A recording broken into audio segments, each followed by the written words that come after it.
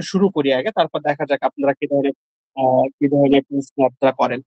তো প্রথমত জুডিশিয়ারি এখানে অনেকেই থাকতে পারেন যারা প্রথম পরীক্ষা দিবেন, যেহেতু এটা 19তমর জন্য এই কোর্সটা করা হচ্ছে। তো অনেকেই নতুন বা এটা হয়তো প্রথম শুরুই করতে চাচ্ছেন, বা পড়াশোনার মাঝখানে আছেন, বা এখনো 2-3-4 সেমিস্টার বাকি আছে পড়াশোনা শেষ করতে, এমন হতে পারে। অনেকেই একবার বা দুইবার প্রিলিমিনারিতে বসছেন, বার কাউন্সিলে ট্রাই করছেন, বা অনেকে অ্যাডভোকেট হয়ে গেছেন, এমন হইতে পারে। অনেকের পড়াশোনা শেষ হয়ে গেছে, তারপরও আহ মানে আমাদের মাথায় এমন কিছু প্রশ্ন ঘোরে যে জুডিশিয়ারিতে রিকমেন্ডেড না হওয়া পর্যন্ত এই প্রশ্ন সমাধান আসলে পাওয়া যায় না। তো সেই সেই দিকগুলো মাথায় রেখে আমি একটু বলি। প্রথমত আমরা একটা জিনিস চিন্তা করি যে জুডিশিয়ারি প্রিপারেশন যে আমরা নিতে চাচ্ছি, সেই প্রিপারেশনটা আমাদের কোন ভাষায় হওয়া উচিত, বাংলাতে বা ইংরেজিতে হওয়া উচিত, বা আমি যদি প্রিলিমিনারি টিকি তাহলে রিটেনে আমি কিভাবে লিখবো, কোন ভাষায় লিখবো, বাংলায় লিখবো কি ইংরেজিতে লিখবো। আমরা তো পড়ি ইংলিশ মিডিয়াম, কিন্তু আমাদের পরীক্ষার ক্ষেত্রে সেক্ষেত্রে এই যে আমাদের একাডেমিক যে পড়াশোনা সেটাতে তো ইংরেজিতেই পড়তেছি, কিন্তু লেখার ক্ষেত্রে আমি বাংলায় লিখবো কিনা। তো এই জায়গায় একটু বলি, আমাদের আসলে জুডিশিয়ারি যে পরীক্ষা সিস্টেম সেখানে কিন্তু প্রিলিমিনারির যে নাম্বার সেটা আমাদের রিটেনের নাম্বার সাথে যোগ হয় না। অর্থাৎ প্রিলিমিনারি পরীক্ষাটা হচ্ছে আমরা জুডিশিয়ারির পরীক্ষার যোগ্য কিনা, অর্থাৎ 10টা দিন লিখিত পরীক্ষা দিতে পারবো কিনা, আমাদের মেন্টাল অবস্থা কেমন, মানসিক ভাবে আমি নিতে পারবো কিনা ওই পরিস্থিতি, আমি এই প্রতিযোগিতার জন্য ফিট কিনা, সেটা আসলে প্রাথমিকভাবে বাছাই করার জন্য প্রিলিমিনারি পরীক্ষাটা নেওয়া হয়। আর এটা দিয়ে আপনি জুডিশিয়ারিতে হবেন কি হবেন না, আপনি সুপারিশপ্রাপ্ত হয়ে বিচারক হিসেবে চেয়ারে বসবেন কিনা, এটা কোনোটাই আসলে ডিটারমাইন করে না।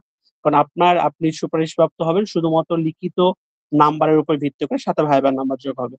তো প্রিলিমিনারি পরীক্ষাটা কেন নেওয়া হয়? প্রিলিমিনারি পরীক্ষাটা নেওয়া হয় এই কারণে যে আমাদের ওই মানসিকভাবে যোগ্য না যারা, তাদেরকে বাদ দিয়ে দেওয়া প্রথমেই। তো যেহেতু লিখিত পরীক্ষা সবচেয়ে বেশি গুরুত্বপূর্ণ, সেখানে ভাষার একটা ব্যাপার থাকে যে আমি কোন ভাষায় লিখলে ভালো নাম্বার পাবো। তো এক্ষেত্রে আমাদের আসলে বাংলা বা ইংরেজিতে লেখার ক্ষেত্রে কোনো একটা ভাষায় লিখলে নাম্বারে কম বেশি হবে এমনটার কোনো নজির নাই। অর্থাৎ বাংলাতে লিখেও টপ 5-এ চলে আসছে, ইংরেজিতে লিখেও শেষের দিক থেকে হয়েছে। তো এটা কোনো ইস্যুস না। ইস্যু হচ্ছে যে আপনি প্রশ্ন বুঝে যে ভাষায় সুন্দর করে লিখতে পারবেন সে ভাষায় লিখতে হবে। আমরা অনেকে কিন্তু বাধ্য হয়ে ইংরেজি মিডিয়ামে বা ইংরেজি যে ভাষায় সেই ভাষায় ল পড়তেছি।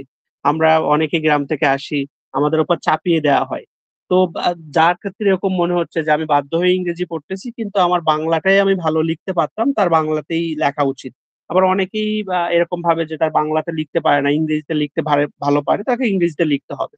তো এটা একটা যাচাই করার উপায় আছে যে আমি আসলে কোন ভাষায় ভালো। ধরেন একটা একটা রচনা বা একটা প্যারাগ্রাফ বা কোনো একটা ইস্যু নিয়ে 10 মার্কের একটা লেখা লিখতে হবে। আপনি ওই জিনিসটা ভাষা ভাষা জানেন, পরীক্ষা হলে ওই ভাষা ভাষা জিনিস দিয়ে আপনি 3-4 পৃষ্ঠা লিখবেন, আপনার কলম আটকাবে না, অর্থাৎ লেখার গতি ঠিকঠাক থাকবে অন্য একটা মুখস্থ প্রশ্ন লেখার মতো। এটা যে ভাষায় ভালো হবে, সেটা বাংলা বা ইংরেজি, যেটাই হবে আপনি নিজের সাথে ওইভাবে যাচাই করবেন যে আসলে এরকম একটা সামান্য জানা জিনিসটা আমি পরীক্ষা হলে টাইম মেনটেন করে দ্রুত লিখতে পারবো, সেটাকে আমি ইংরেজিতে পারবো না বাংলাতে পারবো। এটা দিয়ে আপনি আপনার নিজের সাথে যাচাই করবেন, করার পরে আপনি সিদ্ধান্ত নেবেন যে আপনি ডিপার্টমেন্টে কোন ভাষায় পড়ছেন, এটা আপনি ভুলে যান। কারণ পরীক্ষাতে আপনার 10টা দিন যাইতে হবে, 1000 মার্কের পরীক্ষা, প্রতিদিন 100 মার্ক করে, প্রতিটা প্রশ্ন আপনার সম গুরুত্ব দিয়ে লিখতে হবে। তো ওই জায়গায় আপনি যাচাই করবেন। কিন্তু আপনি ইংলিশ বা বাংলায় যেটাই লেখেন, আমরা আমাদের মূল যে আইনগুলো, ধরেন 42টার মতো আইন আমাদের জুডিশিয়ারিতে প্রিপারেশন নিতে হয়, এই আইনগুলো আমাদের বাংলার বেসিক জায়গাটা ক্লিয়ার হয়ে যাইতে হবে। কারণ যে ধরনের ফ্যাক্ট থাকে, অবশ্যই প্রিলিমিনারি যে কোশ্চেন থাকে, এখানে তো ইংরেজি বাংলা বোথ কোশ্চেন দেওয়া হয় না, একটাই কোশ্চেন দেওয়া হয়। তো এরপরে যে ঘটনাগুলো থাকে এইগুলো অনেক সময় বোঝা যায় না। তো আপনাকে ক্লিয়ার কনসেপ্টের জন্য বাংলাতে, অর্থাৎ মূল আইনগুলা বাংলায় যেন তার ধারণাটা আপনার কাছে থাকে, আর টেকনিক্যাল শব্দগুলো যেন আপনি ইংরেজিতে জানেন, এটা আপনার জানতে হবে। ভাইভাতে অনেক সময় আমাদের বিচারপতিরা বাংলাতে কোশ্চেন করে, ইংরেজিতে খুব রেয়ার, কম কোশ্চেন করে। সো বাংলাতে আপনার জানতে হবে। আর লিখবেন কোন ভাষায়, এটা হচ্ছে আপনার উপর নির্ভর করে। আপনার পাশের বন্ধু ইংরেজিতে লিখতেছে বলে আপনি ইংরেজিতে লিখবেন, বা আপনার পাশের বন্ধু বাংলায় লিখতেছে বলে আপনি আবার আহ মানে বাংলায় লিখবেন, বিষয়টা এমন না। এটা আপনার উপর ডিপেন্ড করে এই সিদ্ধান্তটা নিতে হবে। তো এটা হচ্ছে ভাষা সংক্রান্ত একটা, আমাদের সবাই দ্বিধাদ্বন্দ্বে থাকে। ইভেন ধরেন আমি 4বার ভাইবা দিয়ে সুপারিশপ্রাপ্ত হয়েছি, এর আগের 3টা ভাইবা পর্যন্ত আমার মনে হয়েছে যে ভাষাগত কোনো সমস্যা হচ্ছে, যে আমি বাংলাতে লেখার কারণে আমার নাম্বার কম হচ্ছে নাকি ইংরেজিতে লেখার কারণে আমার নাম্বার কম হচ্ছে। তো এটা আমরা যারা এখানে যদি এমন কেউ থাকেন যে একাধিকবার পরীক্ষা দিয়ে ফেলছেন, তারও মনে কিন্তু এই ধরনের প্রশ্ন আসাটা স্বাভাবিক। তো এই জায়গাটা আপনারা আপনার নিজের সাথে যাচাই করে সিদ্ধান্ত নেবেন যে আপনি কোন ভাষায় পরীক্ষা দিবেন। তো এই জায়গা পর্যন্ত কি আপনাদের কোনো প্রশ্ন আছে ভাষা নিয়ে? জি না। আচ্ছা। এখন আমরা একটু সিজিপি এর ব্যাপারে আসি যে আমাদের ডিপার্টমেন্টে কি ধরনের রেজাল্ট থাকলে আমি আসলে মানে এটা আমি ফিট বা আমি সুপারিশপ্রাপ্ত হইতে পারি। প্রথমত আমাদের যে রিকোয়ারমেন্ট সেখানে বলা আছে যে কোনো স্বীকৃত বিশ্ববিদ্যালয় হইতে আইন বিষয়ে মিনিমাম আপনাকে দ্বিতীয় শ্রেণী থাকতে হবে। এখন এই দ্বিতীয় শ্রেণী হিসাব করার একটা মাধ্যম আছে। অর্থাৎ আমাদের তো এখন ৪ গ্রেড আরকি। তো ৮০ কে ৪ দিয়ে ভাগ করতে হবে। ওই ভাগফলকে আপনি আপনার আ মানে যে রেজাল্ট আপনি পাইছেন সেটা দিয়ে গুণ করবেন। গুণ করে যদি ৪৫% এর বেশি হয় তাহলে মনে করবেন যে আপনি পরীক্ষা দিতে যোগ্য। সেক্ষেত্রে 2.25 থাকলে আমরা জুডিশিয়ারি পরীক্ষা দিতে পারি। অর্থাৎ আমার এটা মিনিমাম রেজাল্ট। এখন প্রশ্ন হলো অনেকে 2.50, 2.56 বা 2.60 এমন টাইপের রেজাল্ট থাকে। অনেকে 3 থাকে টেনে টুনে। 3.1015 এরকম রেজাল্ট থাকে। তো এটা কোনো ক্ষতির কারণ কিনা? প্রথমত আমার ব্যক্তিগতভাবে পরিচিত অনেক ভাই, বন্ধু বা ব্যাচমেট আছে যারা 3 এর নিচে রেজাল্ট নিয়ে সুপারিশপ্রাপ্ত হয়েছে। আমার নিজের বন্ধুই আছে একজন যে আমার নিজেরই ব্যাচমেট যে ৩ এর নিচে রেজাল্ট নিয়ে সুপারিশপ্রাপ্ত হয়েছে ১৫ তে। আবার এইবার আমার অনেক ব্যাচমেট যারা ১৭ তে সুপারিশপ্রাপ্ত হয়েছে তাদেরও রেজাল্ট ৩ এর নিচে আছে। সো এটা কোনো বাধা না যে আপনার রেজাল্টটা খুব খারাপ। কিন্তু তাই বলে আমি আপনাদের যাদের এখনো কয়েক সেমেস্টার বাকি আছে পড়াশোনা করতে, তাদেরকে আমি এইটা উৎসাহিত করতেছি না যে ভাই আপনি ৩ এর নিচে রেজাল্ট নিয়ে যান তাহলে আপনি সুপারিশপ্রাপ্ত হবেন। বিষয়টা এমন না। কিন্তু ধরেন এখন ৭ নাম্বার সেমিস্টার আপনার শেষ হয়ে গেছে। আর একটা মাত্র সেমিস্টার বাকি আছে যেটা দিয়ে আপনি আপনার জীবন শেষ করলেও 3 পার হচ্ছে না। তো ওইটা নিয়ে আপনি চিন্তা করেন না। ওইটা আপনার জন্য কোনো বাধা না যে আপনি হচ্ছে এই রেজাল্ট হইলে আপনি সুপারিশপ্রাপ্ত হবেন না। আপনার সুপারিশপ্রাপ্ত হওয়ার নির্ভর করে হচ্ছে আপনার রিটেনের নাম্বারের উপর। তো এটা কোনো বাধা না। আপনার সু আবেদন করার জন্য যে যোগ্যতা, সেই যোগ্যতা দিয়ে যদি আপনি আবেদন করতে পারেন, তাহলে রেজাল্ট কম বেশি আছে, এটা কোনো বাধা না। তবে একটা ভালো রেজাল্ট থাকা, মানে একটু দেখতে সুন্দর হওয়া। যেহেতু ভাইবা বোর্ডের যে কাগজটা থাকে, সেখানে আমাদের নিজে হাতে লিখতে হয়। এসএসসি তে রোল নাম্বার কত, কত রেজাল্ট আমি পেয়েছি। সেটা হচ্ছে ৮০ দিয়ে মানে শতকরা কত পার্সেন্ট, সেটা একটা গ্যাবে মানে পয়েন্টের মধ্যে থাকে। সিজিপিএ কত সেটা থাকে। কোন বিভাগ থেকে আমি পড়াশোনা করছি সেটা থাকে। আমার স্কুলের নাম কি সেটা থাকে, কলেজের নাম, ইউনিভার্সিটির নাম। সো আপনি কতটুকু রেজাল্ট আপনার সেই রেজাল্টটা শতকরা কতটুকু মানে শতকরায় ভাগ করলে কতটুকু আসে, এই জিনিসটা যেহেতু ভাইবা বোর্ডে যিনি প্রধান থাকেন, যিনি ভাইবা বোর্ডের চেয়ারম্যান থাকেন তার হাতে থাকে এবং আপনার নিজের হাতের লেখা দিয়ে থাকে। তো সেই জায়গাটা একটু সুন্দর রেজাল্ট হইলে সেটা আপনার জন্য ভালোই হবে। এরপরে আরেকটা ব্যাপার হচ্ছে হাতের লেখা। হাতের লেখা নিয়ে আমাদের অনেকের হাতের লেখা একটু খারাপ থাকে। দেখা যায় যে আমরা আসলে ইন্টারমিডিয়েটের পরে হাতের লেখা নিয়ে খুব সতর্ক থাকি না। মানে এই জায়গাটা আমাদের আর ওই আবেগটা কাজ করে না। কিন্তু আর আগ পর্যন্ত আমরা এগুলো নিয়ে একটু এই ছোটখাটো বিষয় নিয়ে খুব চিন্তা করি। কিন্তু দেখা গেছে যে এই অনার্সের এই পড়াশোনায় এসে অনেক ব্যস্ততার ভিতরে এইগুলো আর মেইনটেইন করা হয় না। তো ধরেন কারো হাতের লেখা খুবই খারাপ। তো এটা নিয়ে খুব বেশি চিন্তা না করে অন্তত যদি সে লাইনগুলা ঠিকঠাক করে সোজা করে লিখে আর তার ওই পড়াটা যদি বুঝা যায় আরকি বুঝে। কারণ আমাদের যারা আমাদের রিটেন যেহেতু প্রিলিমিনারিটা তাও মেশিনেই দেখে আর রিটেনটা যেহেতু মানুষ দেখে, তো সেক্ষেত্রে আমি কি লিখছি সেটা যদি বুঝা যায়, মানে যা চাওয়া হয়েছে ধরেন ৮০ ধারায় দণ্ডবিধির ৮০ ধারায় একটা সমস্যা পড়ছে, পরীক্ষায় একটা ফ্যাক্ট পড়ছে। তো আপনি ৮০ না লিখে ৮৪ লিখলেন, লিখে খুব সুন্দর হাতের লেখা লিখলেন। এই হাতের লেখার তো কোনো মূল্য নেই। আবার আপনি ৮০ লিখলেন কিন্তু হাতের লেখা খারাপ, খুব সুন্দর করে একটা উদাহরণও দিলেন। সেক্ষেত্রে দেখা গেছে আপনার হাতের লেখা খারাপ হওয়ার পরেও আপনি ৫ এর মধ্যে ৫ পাবেন এই ঘটনায়। সো হাতের লেখা খারাপ হইলে যে আপনি প্রতিযোগিতা থেকে পিছায় যাবেন বা আপনার দ্বারা এটা সম্ভব না বিষয়টা তেমন না। এটা হাতের লেখা খারাপ হওয়ার পরেও এখানে ভালো করার সুযোগ আছে।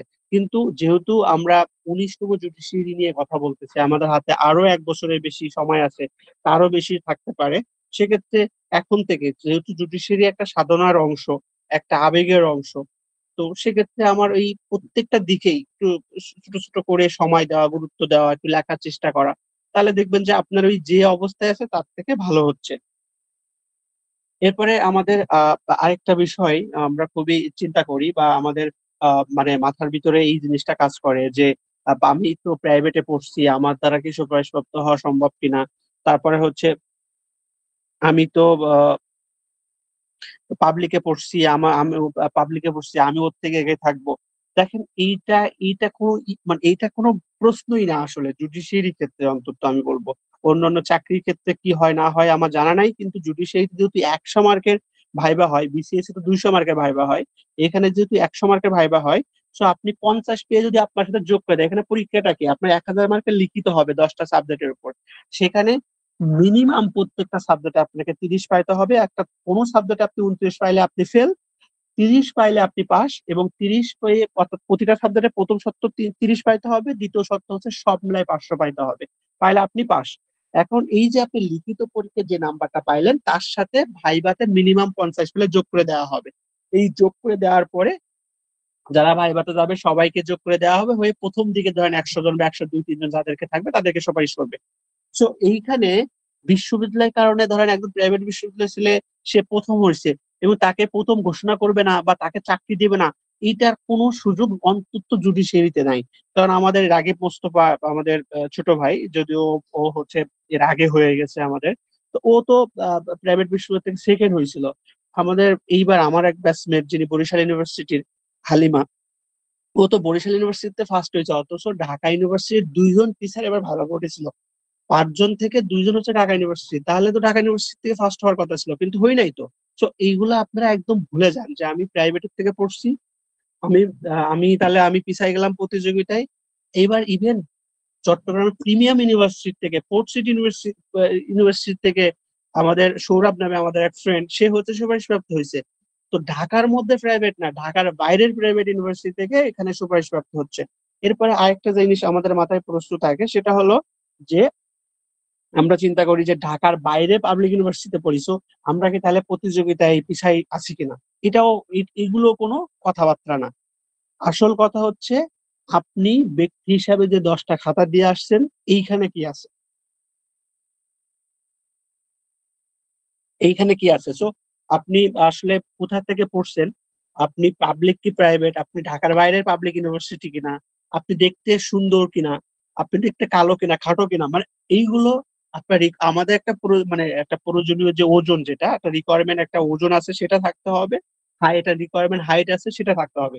তো এর বাইরে মানে অন্য কোনো আসলে বাধা নাই যে আমি একটু দেখতে সুন্দর না, আমি একটু একটু চিকন করে দেখতে, আমি একটু কালো করে দেখতে, এইগুলো আসলে জুডিশিয়ারিতে দেখা হয় না। এরপরে আমরা আরেকটা দেখি, আচ্ছা চেহারার কথা বা সৌন্দর্যের কথা আমি বলে ফেলছি, আমি একটু ছোট করে কিছু নোট করে রাখছিলাম যে বিষয়গুলো আসলে আপনাদের মাথায় আসতে পারে। তারপরে দেখি আপনারা এর বাইরে নতুন কোনো প্রশ্ন থাকলে আমি সেগুলো উত্তর দিচ্ছি। আরেকটা ব্যাপার থাকে হচ্ছে যে রাজনৈতিক পরিচয়। ধরেন মানে আমরা অনেকেই ভেবে থাকি যে ধরেন আমি এই এই রাজনৈতিক দলের আদর্শে বিশ্বাস করি, কিংবা আমার পরিবার এই রাজনৈতিক আহ দলের সাথে যুক্ত ছিল বা আছে বা অতীতে ছিল। তো সেক্ষেত্রে আমি যদি সুপারিশপ্রাপ্ত হই বা আমি যদি জুডিশিয়ারি পরীক্ষাতে আসি, আমার জন্য কোনো বাধা হবে কিনা? দেখেন এখানে আমাদের যদি আপনি বিগত সালের জুডিশিয়ারির রেকর্ড গুলা দেখেন, তো সর্বোচ্চ এমন হয়েছে যে ধরেন যারা যে সমমনা সরকার ক্ষমতায় ছিল, যিনি সুপারিশপ্রাপ্ত হয়েছে দেখা গেছে তিনি অন্য আদর্শের বা তার পরিবার অন্য আদর্শের ছিল, সর্বোচ্চ উনার গেজেটটা আটকে গেছিল। গেজেটটা আটকে গেছে বলতে তার ব্যাচমেটদের সাথে তার পোস্টিং হয় নাই, হয়তো সর্বোচ্চ 1-2 মাস বা 6 মাস পরে রিট টিট করে এসে এটা হয়ে গেছে। এখনো পর্যন্ত জুডিশিয়ারিতে আসলে সুপারিশপ্রাপ্ত হয়ে রাজনৈতিক আদর্শের কারণে চাকরিতে জয়েন করতে পারে না, এমনটা হয় নাই।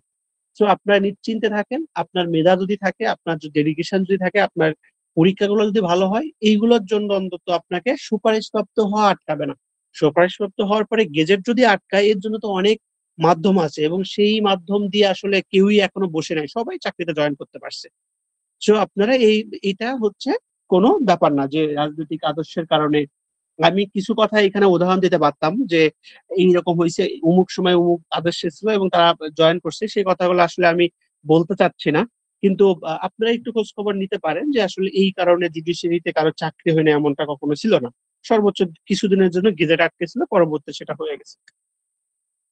আচ্ছা, অনেকে আমরা আরেকটা ব্যাপার, রাজনৈতিক আদর্শের সাথে আমরা জেলার কথা চিন্তা করি, যে আমার বাড়ি ধরেন হচ্ছে এইখানে, তারপরে আমার বাসা হচ্ছে ওইদিকে যমুনা সেতুর ওপাশে, আমার বাসা পদ্মা সেতুর এপাশে, কি হবে? আমি তো এখন যে ধরনের বাতাস যেদিক থেকে যাচ্ছে, আমার জেলার বাতাস অন্য দিকে যাচ্ছে, এরকম। আমি আসলে আপনি কি বলতে চাচ্ছি আপনারা এমনি বুঝতে পারছেন। তো এইগুলো আসলে জুডিশিয়ারিতে, ইভেন ভাইভা বোর্ডে এইগুলা কোনো ভ্যারি করে না, বা এইগুলা কোনো ম্যাটার করে না, এবং এইগুলার কারণে আপনাদের অসুবিধা হবে বা আপনারা সমস্যায় পড়বেন, এমনটা এমনটার সুযোগও খুবই কম। মানে এই এই জিনিসগুলো আমরা শুরুতেই আমাদের নিজেদের ভিতরে নিয়ে আসবো না, অন্তত জুডিশিয়ারি ক্ষেত্রে না। আচ্ছা, এরপরে আমাদের আরেকটা ব্যাপার থাকে যে আমি কোন বিষয়গুলো একটু গুরুত্ব দিয়ে পড়বো, জেনারেল সাবজেক্ট গুরুত্ব দিয়ে পড়বো নাকি ল সাবজেক্ট গুলো গুরুত্ব দিয়ে পড়বো।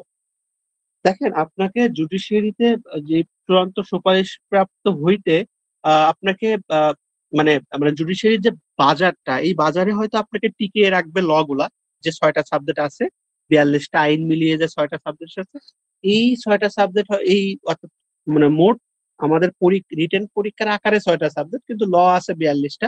অর্থাৎ এই ল হয়তো আপনাকে প্রতিযোগিতায় টিকিয়ে রাখবে, অর্থাৎ আপনাকে প্রিলি পাস করতে সাহায্য করবে, আপনাকে রিটেনে পাস করাই দিবে, আপনাকে ভাইভা বোর্ড পর্যন্ত নিয়ে যাবে। কিন্তু আপনি সুপারিশপ্রাপ্ত হবেন কিনা, অর্থাৎ দেখেন আমাদের জুডিশিয়ারি সিস্টেমটা কি, যে আপনি যদি 500 মার্ক পান, কোনোটায় 30-এর কম না পান, তাহলে আপনি ভাইভা বোর্ডে যাবেন।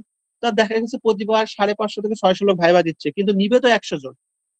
তো অর্থাৎ আপনি ভাইভাতে যাচ্ছেন, কিন্তু আপনার লিখিত নাম্বার যদি বেশি না থাকে, তাহলে তো আপনি সুপারিশপ্রাপ্ত হবেন না। আপনি শুধু ভাইবা দিয়ে আসবেন, আর তখন ভাইবা বোর্ডকে গালাগালাজ করবেন, বলবেন যে এখানে দুর্নীতি হয়, হ্যান ত্যান, মানে এরকম। কিন্তু আমি, বিশ্বাস করেন, আমি তো 4বার ভাইবা দিয়েছি, আমার একটা সিঙ্গেল একবারের জন্য মনে হয় নাই যে এখানে আসলে দুর্নীতি হচ্ছে। আমি বারবার রিটেন দিয়ে যাচ্ছি, ভাইবা দিচ্ছি, আমার চাকরি হচ্ছে না, এখানে আমার সাথে অন্যায় করা হচ্ছে।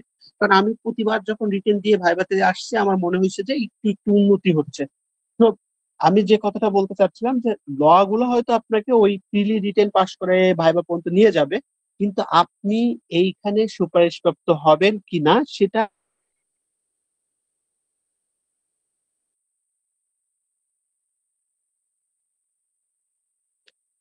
আচ্ছা, আপনারা কি আমাকে শুনতে পাচ্ছেন? আমার মানে কারেন্ট চলে গেছে, আমি ডাটা অন করছি আর কি। শুনতে পাচ্ছেন আপনারা আমাকে?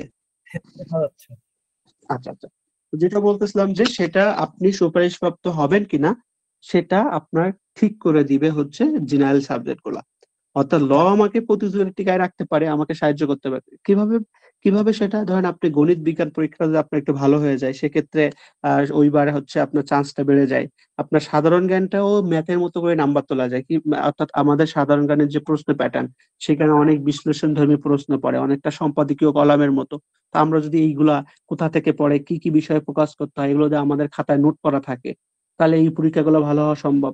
আমাদের যে বাংলা এবং ইংরেজির যে পরীক্ষাটা হয়, সেখানে দেখা গেছে যে প্রায় 120 থেকে 25 মার্কের হচ্ছে ফ্রি হ্যান্ড রাইটিং থাকে, অর্থাৎ রচনা লিখতে হয়, ভাব সম্প্রসারণ লিখতে হয়, লেটার লিখতে হয়।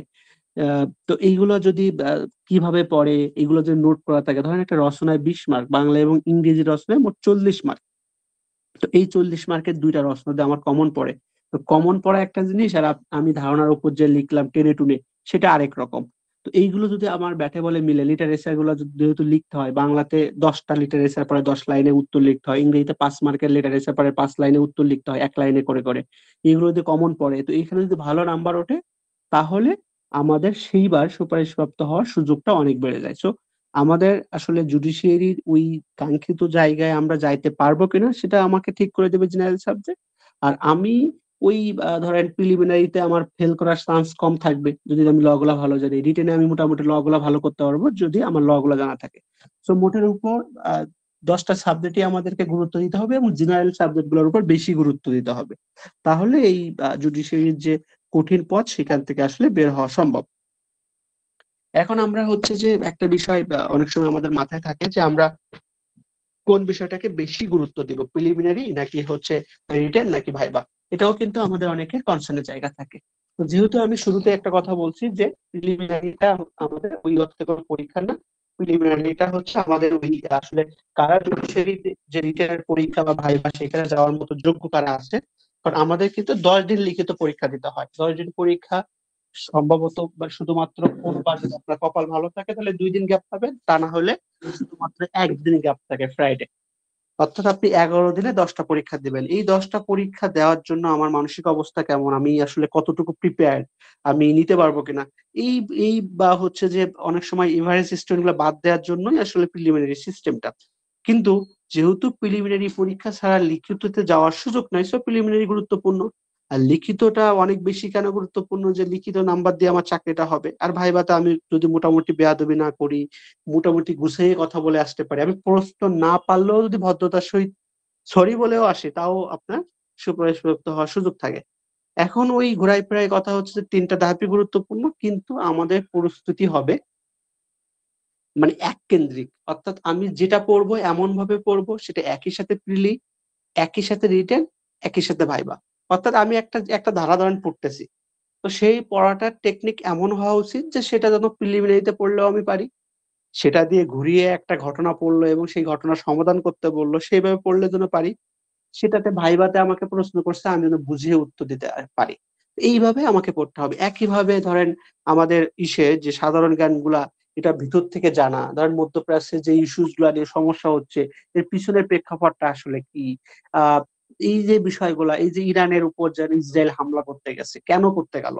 বা এটার আসলে পারমাণবিক কর্মসূচি তারা কেন করতেছে? এটা করলে কি ধরনের ক্ষতি হইতে পারে? এই যে ভিতর থেকে জানা, আমি শুধু জানলাম যে কবে ইসরায়েল হামলা করছে, কবে ট্রাম্পের মধ্যস্থতায় হচ্ছে নিজেদের মধ্যে শান্তি মানে যুদ্ধবিরতি হইছে। এই ডেট গুলা হয়তো আমার প্রিলিমিনারির জন্য কাজে লাগতে পারে। কিন্তু রিটেন এবং ভাইভাতে, আমাদের ভাইভাতে সাধারণ জ্ঞানের উপর প্রচুর প্রশ্ন করা হয়। কারণ আসলে আপনি দেখবেন যে জুডিশিয়ারি যারা জাজ হয়, আপনারা যদি ওপেন কোর্টে যেয়ে থাকেন, যাদের যাওয়ার অভ্যাস আছে, দেখবেন যে খুব বাঘা, বাঘা আইনজীবীরা, ইভেন একদম সহকারী জজের যে কোর্ট, সেখানে আমাদের সহকারী জজরা আ পারিবারিক কোর্ট গুলাও দেখে। তো পারিবারিক ইস্যুস গুলা দেখবেন যে অনেক জটিল, জটিল ইস্যু, আপনার সুপ্রিম কোর্টে অ্যাডভোকেটরা ২ পক্ষে থাকে। সুপ্রিম কোর্টে এক পক্ষের অ্যাডভোকেট ১৫-২০ মিনিট ধরে শুনানি করতেছে। অপোজিট পক্ষের অ্যাডভোকেট ১৫-২০ মিনিট শুনানি করতেছে। আপনি ওই শুরুতেই, চাকরি জীবনের শুরুতে একজন সহকারী জজ হিসাবে আপনাকে ওই ৩০ মিনিট শোনার পরে, তাও বাঘা, বাঘা আইনজীবীদের সামনে আপনার ১ মিনিটে উত্তর দিতে হবে বা ১ মিনিটে আপনার সিদ্ধান্ত দিতে হবে। এবং সেই সিদ্ধান্তটা কিন্তু প্রপার। মানে জাজদের সিদ্ধান্ত কি ভুল হয় নাকি? খুব হয়তো আপিল করে। সিদ্ধান্তকে চ্যালেঞ্জ করা হয়। কিন্তু সেই আপিলে যেয়ে কি সব সিদ্ধান্ত চেঞ্জ হয়ে যায়? যায় না তো। তো তার মানে কি, একজন জাজ তার চেয়ারে বসার আগে তার কিন্তু মানসিক অবস্থা ওই পর্যায়ে আসলে হওয়া উচিত। এবং ওই পর্যায়ে হয় বলেই কিন্তু এই ধরনের বিচারগুলা তারা করতে পারে। এইজন্য সাধারণ জ্ঞান বা এই ধরনের যে ইস্যুস গুলা, এটা আমাদের ভাইবা বোর্ডে বিচারপতিরা খুব করে জিজ্ঞেস করে আরকি। তো আমরা যখন এরকম আমাদের সামনে কোনো ঘটনা ঘটে, তখন আমাকে ওইভাবেই আসলে জানতে হবে যে এটা মানে শুধু ডেট ওয়াইজ না, আমি প্রিলিমিনারিতে ডেট ওয়াইজ মেরে আসলাম, ও আমার প্রশ্ন হয়ে গেল। কিন্তু এর ভিতরকার প্রেক্ষাপটটা কি? যাতে করে আমি এটা করতে পারি। তো ওইভাবে আসলে আমাদেরকে মানে যে জিনিস, সেটা ম্যাথ বলেন, বিজ্ঞান বলেন, সাধারণ জ্ঞান বলেন, ল বলেন, যেটাই আমি পড়তেছি, আমার পড়ার টেকনিকটা হবে এমনভাবে যে একই সাথে প্রিলি, রিটেন, ভাইভা আমি ৩ টাকেই এক করব। মানে একটাই অংশ ৩ ভাবে আমাকে যাইতে হবে। এরপরে আরেকটা ব্যাপার আমাদের অনেক সময় মাথায় থাকে যে আসলে আমি কয় ঘন্টা করে পড়বো? আমি তো এখন কেবল ২ বা ৩ টা সেমেস্টার শেষ করছি। আমার আরো ১ বছর বা ১.৫ বছর পর পরীক্ষা হবে। আমি এখন বেশি গুরুত্ব দিয়ে পড়বো কিনা? আবার কেউ মনে করতেছে আমি অলরেডি একবার প্রিলি শেষ করে ফেলছি। আমার তো প্রিলিতে আসি নাই, বা আমি একবার রিটেনে বসছি, রিটেনে ফেল করছি। আমার কয় ঘন্টা পড়া উচিত? স্বাভাবিকভাবে আসলে জুডিশিয়ারি বা বিসিএস এটা তো একটা, এই ধরনের চাকরিগুলাতে বা এইখানে যে ধরনের কারিকুলামে পরীক্ষা হয়, যে ধরনের রিটেন সিস্টেম, সেক্ষেত্রে ২ বা ২.৫ বছরের একটা বেসিক প্রিপারেশন লাগে। এখন ধরেন আপনি এখন সেকেন্ড ইয়ারে আছেন। এখান থেকে ২ বছর পড়লে আপনি এটার যোগ্য হয়ে যাবেন। আপনি এখন পড়াশোনা শেষ করে ফেলছেন। এইখান থেকে তাহলে আপনার যদি ২ বছর, তাহলে আপনার অনেক বেশি হয়ে যায়। তাহলে আপনার পরিশ্রমটা দ্বিগুণ করে দিয়ে ১-১.৫ বছরের প্রিপারেশনটা রেডি করা সম্ভব। তো সেক্ষেত্রে আমরা অনেক সময় দেখি যে ফার্স্ট টাইমে একটা মানুষ সুপারিশপ্রাপ্ত হয়ে গেছে। আমরা খুব প্রশংসা করি যে ও এফআইআর ডে হয়ে গেছে। ও তো অনেক ভালো স্টুডেন্ট। কিন্তু ওর কাছে আপনি শুনে দেখেন, ও আরো ২ বছর আগের থেকে প্রিপারেশনটা নিচ্ছে ছাত্র থাকা অবস্থায়। এরপর সে পরীক্ষা দিছে, তার হয়ে গেছে। সো আমাদের দিন শেষে এই সিলেবাসটা তো পড়তে হবে। এখন ধরেন আপনি যদি টার্গেট সেট করেন যে আমি ১৯ এই আমি আমার সুপারিশপ্রাপ্ত হইতে হবে। তাহলে আপনার হাতে ধরেন ১ বছরের মতো টাইম আছে, ১০ টা সাবজেক্ট। আপনার আসলে কতটুকু গ্যাপ আছে? আপনার বেসিক যে পড়াগুলা, বাগধারা, সমার্থক শব্দ বা ইংরেজিতে ওয়ার্ড মিনিং, অ্যাপ্রোপ্রিয়েট প্রিপোজিশন, এগুলো তো বেসিক পড়া। এগুলো অ্যাডমিশনে অনেকেই পড়ে পড়াটা ধরে রাখছিল। লিটারেচার অনেকেই অ্যাডমিশনের সময় পড়ছে, সেটা ইউনিভার্সিটি লাইফে এটা কন্টিনিউ করছে বা তার মনে আছে। তো ওরটা আর আমারটা তো সেম না। আমার যদি মনে না থাকে, তো আমার এগুলো আবার গুরুত্ব দিতে হবে। অনেকের টিউশন করায় ৮-৯ এর বিজ্ঞান বই, ম্যাথ বই তার ভালো কন্ট্রোলে আছে। অনেকেই এই বিষয়টাই সবচেয়ে ভয়ের জায়গা। তাহলে এই ২ জন তো আপনি এক করতে পারবেন না। আপনি দেখবেন আপনার টার্গেট কত? ১৯ তম জুডিশিয়ারি। তো ১৯ তম জুডিশিয়ারিতে আমার টার্গেট থাকে, আমার হাতে কয়দিন টাইম আছে। এই টাইমের মধ্যে আমার এই বিষয়গুলো পড়তে হবে, বা আমি একটা কোচিং এ আছি, সেখানে কিছু আমাকে পড়াচ্ছে, পরীক্ষা নিচ্ছে।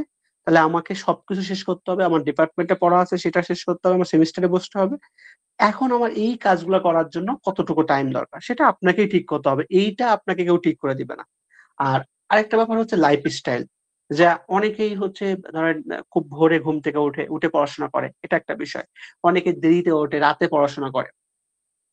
স্বাভাবিকভাবে মানে সবচেয়ে appropriate ওয়ে হচ্ছে আপনি তাড়াতাড়ি ঘুমাতে যাবেন, আপনি সকাল, সকাল ঘুম থেকে উঠবেন, উঠে আপনি পড়াশোনা করবেন।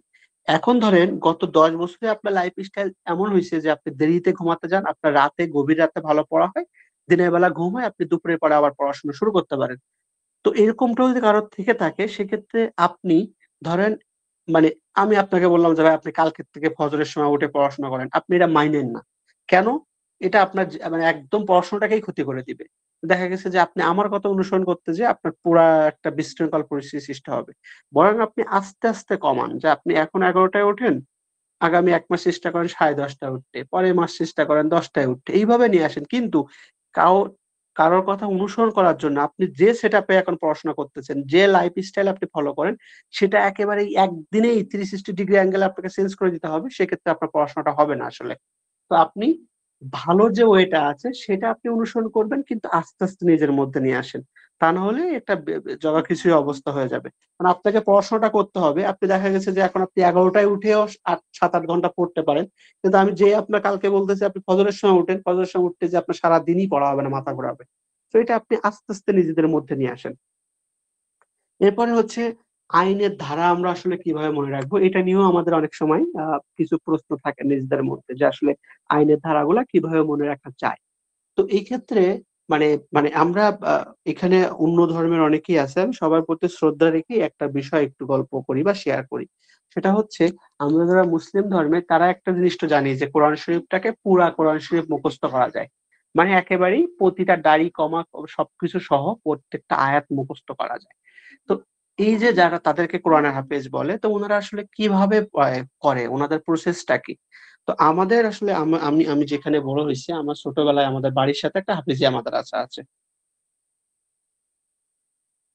তো সেক্ষেত্রে আ যেটা হয় যে আমি ছোটবেলা থেকে ওদের সাথে থাকা বা ওদের লাইফস্টাইল কেমন, ওরা কিভাবে পড়ে এইটা আমার দেখার সৌভাগ্য হয়েছিল আরকি। তো ওদের পড়ার স্টাইলটা এরকম। দেখা গেছে যে ওদেরকে ভোরবেলায় ওই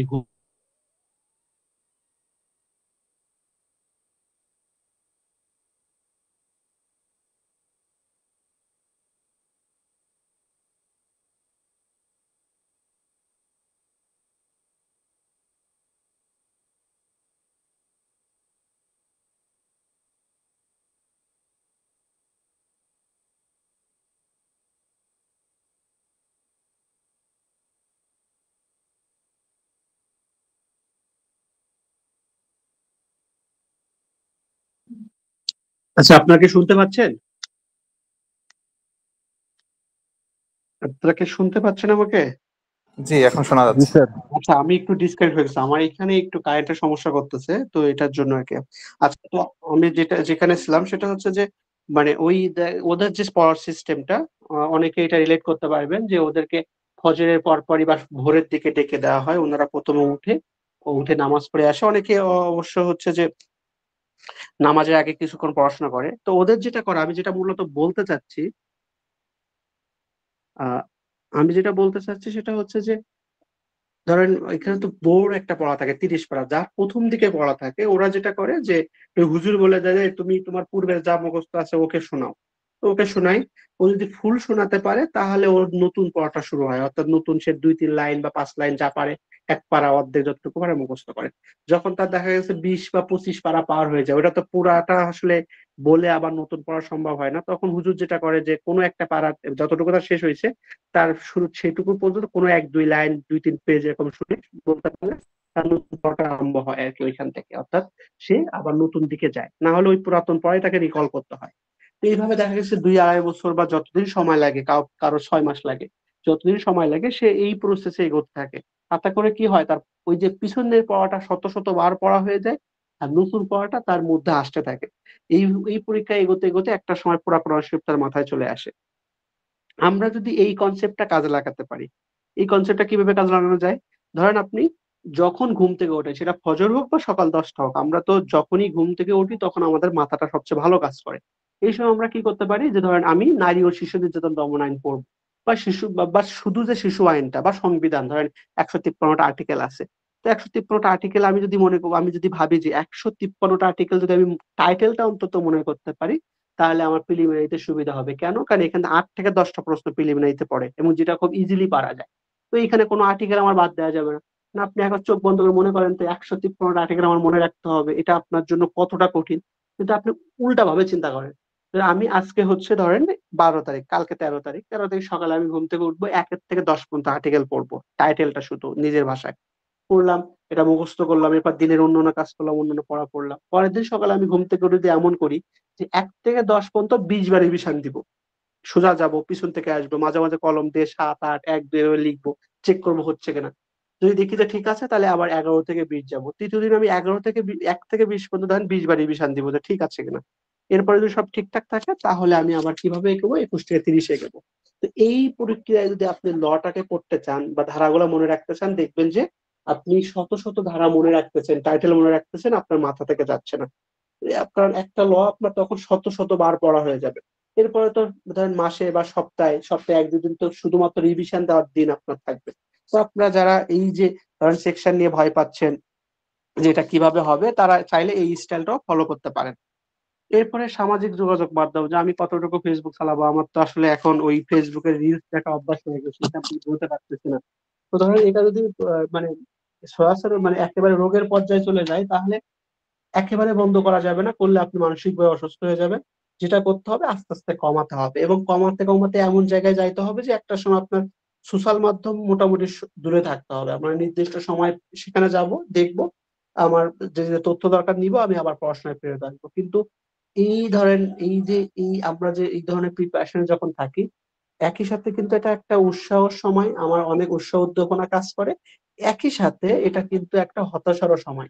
আপনি দেখবেন ফেসবুকে ঢুকবেন, আমি অনেকেই বউ নিয়ে ছবি দিচ্ছে, গার্লফ্রেন্ড নিয়ে ঘুরতে যাচ্ছে, ভালো জায়গায় খাইতে যাচ্ছে, ভালো কথা বলতেছে, শপিং এর কথা বলতেছে, বিভিন্ন রকম ভিডিও দিচ্ছে, এইগুলা সব আমাদের মাথায় আসলে রিয়াক্ট করে। তো আমার আমার এগুলা এগুলা একই সাথে হতাশা সৃষ্টি করতে পারে, একই সাথে আপনার বিভিন্ন রকম প্রশ্ন আপনার সামনে আসতে পারে। তো এইগুলো থেকে যতটা দূরে থাকা সম্ভব থেকে আমাদের প্রিপারেশনটা নিতে হবে। তো সোশ্যাল মাধ্যমটা আমার অবশ্য আমি যে টোটালি ফেসবুক বন্ধ করে দেবো এটাও দরকার নেই, কারণ আমার তথ্যের সাথে আপডেট থাকতে হবে। ইউটিউবেও বিভিন্ন ভালো ভালো ভিডিও দেখা যায়, সেগুলো আমাদের দরকার আছে। তো এটা একেবারে বন্ধ করার দরকার নেই। সম্ভব হইলে যে একটা ফেক অ্যাকাউন্ট থাকতে পারে, যেটা দিয়ে আমি সব পত্রিকাগুলোকে, সব জুডিশিয়ারি গ্রুপ গুলা, আমার কোচিং এর গ্রুপ গুলা, সেগুলোর সাথে আমি লিঙ্ক থাকলাম, একটু দেখে নিলাম, মেইন আইডিতে মাঝে মাঝে ঢুকলাম, এটা করা যেতে পারে। এরপরে আমরা আরেকটা বিষয় আমাদের মাথায় থাকে যে ধরেন আমি জুডিশিয়ারি প্রিপারেশনের পাশাপাশি আমাদের লিগ্যাল অ্যাডভাইজার বা লিগ্যাল অফিসার রিলেটেড যে পরীক্ষাগুলো হয়, সেটা পাশাপাশি প্রিপারেশন নেওয়া সম্ভব কিনা। অবশ্যই সম্ভব। ধরেন আমরাও যে প্ল্যানটা সাজাচ্ছি, সেখানে দেখা গেছে যে যেহেতু মানে লিগ্যাল অফিসার কেন্দ্রিক পরীক্ষা পরীক্ষা আমিও দিয়েছি বা এখন একটা প্রতিষ্ঠানে আছি, পাশাপাশি আপনাদের যে কোর্স গুলো করা হবে সেখানে এই বিষয়গুলো একটু আলাপ করা হবে, যে আসলে এইভাবে এগোলে এই দিকটা, যেহেতু এটা একটা প্রাইভেট এবং পাবলিক সব ব্যাংকের জন্য একটা বিরাট বাজার এখন আসলে লিগ্যাল অফিসারের বা লিগ্যাল অ্যাডভাইজারের পরীক্ষাগুলো। কারণ আমাদের আসলে যারা একটু টুকটাক ব্যবসা বাণিজ্য খোঁজ খবর রাখেন, ব্যাংকের পরিবেশ সম্পর্কে জানেন, এখানে এখন এনপিএল অর্থাৎ নন পারফরমেন্স যে লোনটা, সেটা নন পারফর্মিং লোনটা এত বেশি বেড়ে গেছে যে প্রত্যেকটা ব্যাংকের খারাপ অবস্থা। তো এখানে একটা হিউজ বাজার সৃষ্টি হয়েছে এখন। ইভেন বাংলাদেশ ব্যাংক প্রত্যেকটা প্রাইভেট ব্যাংকে ফোর্স করতেছে যে আপনি আলাদা লিগ্যাল ডিভিশন করেন। অনেক ব্যাংকের লিগ্যাল ডিভিশনটা আলাদা না, তারা রিকভারির সাথে লিগ্যাল ডিভিশন চালায় অ্যাসেস ম্যানেজমেন্ট দিয়ে, স্পেশাল অ্যাসেস ম্যানেজমেন্ট বা স্যাম বা এসএমডি বলে আর কি। তো এরা দিয়ে একই সাথে তাদের টিমটা রিকভারি করে লোনটা, আবার মামলাও করে। তো এখন বাংলাদেশ ব্যাংক চাচ্ছে না, আপনি লোন সেকশনটা আলাদা করে দিবেন, আপনাকে শুধুমাত্র মামলা সংক্রান্ত কাজ, লিগ্যাল নোটিশ থেকে শুরু করে কিভাবে লিগ্যাল পারপাসে টাকা সেটেলমেন্ট হয় সেই ক্ষেত্রে আলাদা ডিভিশন করতে হবে। তো প্রাইভেট ব্যাংক, কিছু কিছু ব্যাংক অলরেডি শুরু করছে, এবং এটা যদি সব ব্যাংক করতে যায় তাহলে দেখা গেছে যে এখানে 2-3 হাজার লোকের একটা বাজার সৃষ্টি হবে। তো আমরা যদি জুডিশিয়ারি প্রিপারেশনের পাশাপাশি ধরেন আপনাদের যেগুলো পড়ানো হবে, সেখানে একটু ভোকাবুলারিটা একটু যদি সব ভালো করে পড়া হয়, লিটারেচারটা ভালো করে পড়া হয়, আমাদের জুডিশিয়ারি সিলেবাসের মধ্যে প্রপার্টি সংক্রান্ত যে আইনটা আছে, ট্রান্সফার অফ প্রপার্টি, কন্ট্রাক্ট, এইগুলোর দিক একটু ভালো করে দেখা হয়, তাহলে দেখা গেছে যে আপনার এই দিকের প্রিপারেশনটাও গুছাই যাবে। এরপরে ফাইনাল একটা বিষয় আমাদের মাথায় থাকে, সেটা হচ্ছে ইসের যে ব্যাপারটা আপনার আমরা প্র্যাকটিস করবো কিনা, অনেকেই যারা পড়াশোনা শেষ করে ফেলছে এটার পাশাপাশি। প্রথমত আসলে প্র্যাকটিসের ব্যাপারটা অন্তত লাইসেন্স নিয়ে প্র্যাকটিস করতে গেলে ভালো। এটা একটু পরিবেশটাও ভালো পাওয়া যায়, একটু সম্মানও পাওয়া যায়, কারণ আমাদের কোর্ট প্র্যাকটিসে আসলে লাইসেন্স ছাড়া কোনো ব্যক্তিকে খুবই খারাপ চোখে বা খারাপ ভাবে দেখা হয়। তারপরও তো লাইসেন্স থাকা ভালো। আমরা জুডিশিয়ারি প্রিপারেশনের পাশাপাশি বার কাউন্সিলের পরীক্ষা যখন আসবে আমরা সাথে সাথে এটা পরীক্ষা দিয়ে লাইসেন্সটা নিয়ে রাখবো। কারণ দেখা গেছে যে আপনার যে সময়ের মধ্যে লাইসেন্স পাওয়ার কথা, অর্থাৎ পড়াশোনা শেষ হওয়ার তো নির্দিষ্ট সময়ের মধ্যে আসলে যে ছেলেটা জুডিশিয়ারি ভাইভাতে যাচ্ছে, কিন্তু বার কাউন্সিলে বসলে এমনি লাইসেন্স পাইতো। আমাদের ভাইভা বোর্ডের যিনি যারা থাকে তারা এটাই মনে করে। তো ধরেন আপনার স্বাভাবিকভাবে পড়াশোনা শেষ হওয়ার 2 বছর পরে আপনি জুডিশিয়ারি ভাইভাতে গেছেন, তখন আপনার বারের লাইসেন্স হয় নাই। এটা তখন জুডিশিয়ারি আসলে কোশ্চেন করে এটাকে, এবং নেগেটিভ চোখে দেখা হয়। অনেকে বলে ফেলে যে আমার প্র্যাকটিস করার ইচ্ছা নেই, তখন কিন্তু তাকে আসলে সুপারিশপ্রাপ্ত হওয়ার সুযোগ কমে যায়। এই প্রশ্ন, এই উত্তরটাকে জুডিশিয়ারি ভাইভা বোর্ডে খুব খারাপ ভাবে নেয় যে আপনি বলতেছেন যে আপনার প্র্যাকটিস করার ইচ্ছা নেই। বরং আপনার লাইসেন্স ছিল, তার মানে আপনি একটু বেশি জানেন, এটাকেই দেখা এই হিসেবে দেখা হয়। আবার একই সাথে লাইসেন্স থাকা অবস্থায় কেউ সুপারিশপ্রাপ্ত হইলে অন্যদের থেকে তার একটা ইনক্রিমেন্ট মানে যুক্ত করে দেওয়া হয়, অর্থাৎ 4,500-5,000 টাকার মতো বেতন বেশি পাওয়া যায়। এটা একটা বিষয়। সো তো লাইসেন্সের ব্যাপারটা আমরা এটা হ্যান্ডেল করব যে আমার পরীক্ষা আসলে আমরা পড়াশোনার সাথে ইন্টিমেশন জমা দিব, এবং বারের পরীক্ষা আসলে পরীক্ষা দিয়ে লাইসেন্স নিয়ে ফেলবো। কিন্তু প্র্যাকটিস করবো কিনা, ধরেন আপনি রিটেন কোন একটা জুডিশিয়ারি রিটেন দিয়ে আপনারা কোর্টে যাইতে পারেন, কারণ কোর্টে গেলে আমরা অনেক প্র্যাকটিক্যাল জিনিসপত্র শিখি, যেটা কিনা আমাদের জুডিশিয়ারিতে ভাইভা বোর্ডে আপনাকে এটা হচ্ছে খুবই ভালো কাজে দেয়। কারণ আমি আমার নিজের একটা কথা বলি, আমি এর আগের যে ৩টা ভাইভাতে যেভাবে ফেস করে আসছি, আমার পরিবেশটা যেমন ছিল, অনেকগুলা ভাইভা ভালো দিছি, কিন্তু প্রসেস বা আমার ডেলিভারি সিস্টেম বা আমি কনফিডেন্ট থাকা এটা হয়তো খারাপ ছিল। কিন্তু এবার জুডিশিয়ারিতে আমার আগের ৩টা ভাইভা থেকে সবচেয়ে বাজে ভাইভা হয়েছে, কিন্তু এবার আমি সুপারিশপ্রাপ্ত হয়েছি। কারণ আমার আমার তো পুরো সিনারিওটা মনে আছে আসলে। আমি প্রশ্ন না পারলেও সেটা এত সুন্দর করে ডেলিভারি করতে পারছি বা ওনাদের সাথে আই কন্ট্যাক্ট করতে পারছি যে সেটা হয়তো ওনারা পজিটিভ ভাবে নিছে। এবং একজন, আমি নাম না বলে, একজন বিচারপতি বলেই ফেলছে একটা সময় যে আমাকে ধমকাচ্ছিল আমি প্রশ্ন পাচ্ছি, তখন ওনারা বলে ফেলছে না এই ছেলে কোর্ট চালাতে পারবে। তখন বুঝছি যে না, একটা পজিটিভ কিছু আসবে। তো এটা আসলে হওয়ার পিছনে আমি যখন প্র্যাকটিস করতে গেছি কোর্টে, তো আমার সিনিয়রের ওইখানে প্রচুর মামলা ছিল, উনি আমার প্রথম দিন থেকে শুনানি করতে পাঠাতো। ছোট ছোট টাইম পিটিশন, মানে সময় মঞ্জুর করে আসা, আহ এরকম ছোট ছোট শুনানি। তো আমি যেটা করতাম যে দেখেন ওই মানে ঠেকাই পড়ে, যেহেতু আমার যাইতেই হবে, তো ওই আসলে যদি মানে কোর্টে তো জাজদের সাথে সুন্দর করে চোখে চোখ তাকিয়ে একটু কথা কথা বললে দেখা গেছে যে ওই প্রতিকারটা পাওয়া যায়। তো ওই জিনিসটা, কারণ আমিও জুডিশিয়ারিতেও প্রশ্ন পারি নাই, কিন্তু আমি ওনাদের চোখে চোখে তাকিয়ে কথা বলছি বা সুন্দর করে হেসে বলছি যে না, এটা আসলে আমার জানা নেই, বা আমি কনফিডেন্ট থাকা, ওনারা আমাদেরকে ধমকাচ্ছে আমি কনফিডেন্ট। তো এই জন্য আপনারা অনেকেই রিটেন দিয়ে, ধরেন এখন যারা প্রিপারেশনের মধ্যে আছেন, রিটেন দিয়ে অন্তত এই বিষয়গুলো বোঝার জন্য, প্র্যাকটিক্যাল কিছু জিনিস জানার জন্য কোর্টে চাইতে পারেন। তো সামগ্রিক এখন আমরা আসি হচ্ছে আমরা আসলে কোর্সটা কিভাবে করাবো। ধরেন এইখানে আমি এইখানে এর আগে আমি সংবিধান পড়াই বা হচ্ছে জেনারেল সাবজেক্টে পড়াই, এটা আপনাদের হয়তো দণ্ডবিধি দিয়ে শুরু করা হবে। তো আমি আমাদের অন্য টিচারদের সবাই নিজস্ব প্ল্যান আছে, আমি যেভাবে পড়াই সেটা একটু বলি। ধরেন আমি আপনাদের করি ধরেন দণ্ডবিধি যদি পড়ায় 100 পর্যন্ত ধারা ধরেন গেলাম আমরা, এরপরে ওইটার উপর একটা প্রিলিমিনারি পরীক্ষা নিই, একটা লিখিত পরীক্ষা নিই। লিখিত পরীক্ষা থাকে হচ্ছে লিখতে হয় 1-2 মার্কের, 1-2 লাইনের মধ্যে, আর ফিলিটা হচ্ছে টিক মারার মতো করে। এরপরে পুরা কোর্স শেষ হলে একটা পরীক্ষা নিয়ে ফেলি। আর ধারাগুলা হচ্ছে আপনার এই ছোট ছোট করে, ধরেন আপনার যেটুকু মনে রাখতে হয় একটা ধারার কি পয়েন্ট, 1-2টা ওয়ার্ডে, এটা আমি লেখাই দিই, আমি বলি আপনারা নোট করে নেবেন, এমন টাইপের আর কি। আমাদের অন্য টিচাররাও যারা আছেন তারাও হচ্ছে আপনার এইভাবেই আসলে পড়ায় যে ওই আপনাকে নোট করাই দিবে বা ওনারা বলবে আপনারা লিখে নেবেন, এরপর ছোট ছোট করে পরীক্ষা নিবে। তো এই তো আমি অনেক কথাই বলে ফেলছি, টানা আধা ঘন্টা কথা বললাম আপনাদের সাথে। এখন আপনাদের প্রশ্ন থাকলে 2-1টা প্রশ্ন করেন, একটু বলি।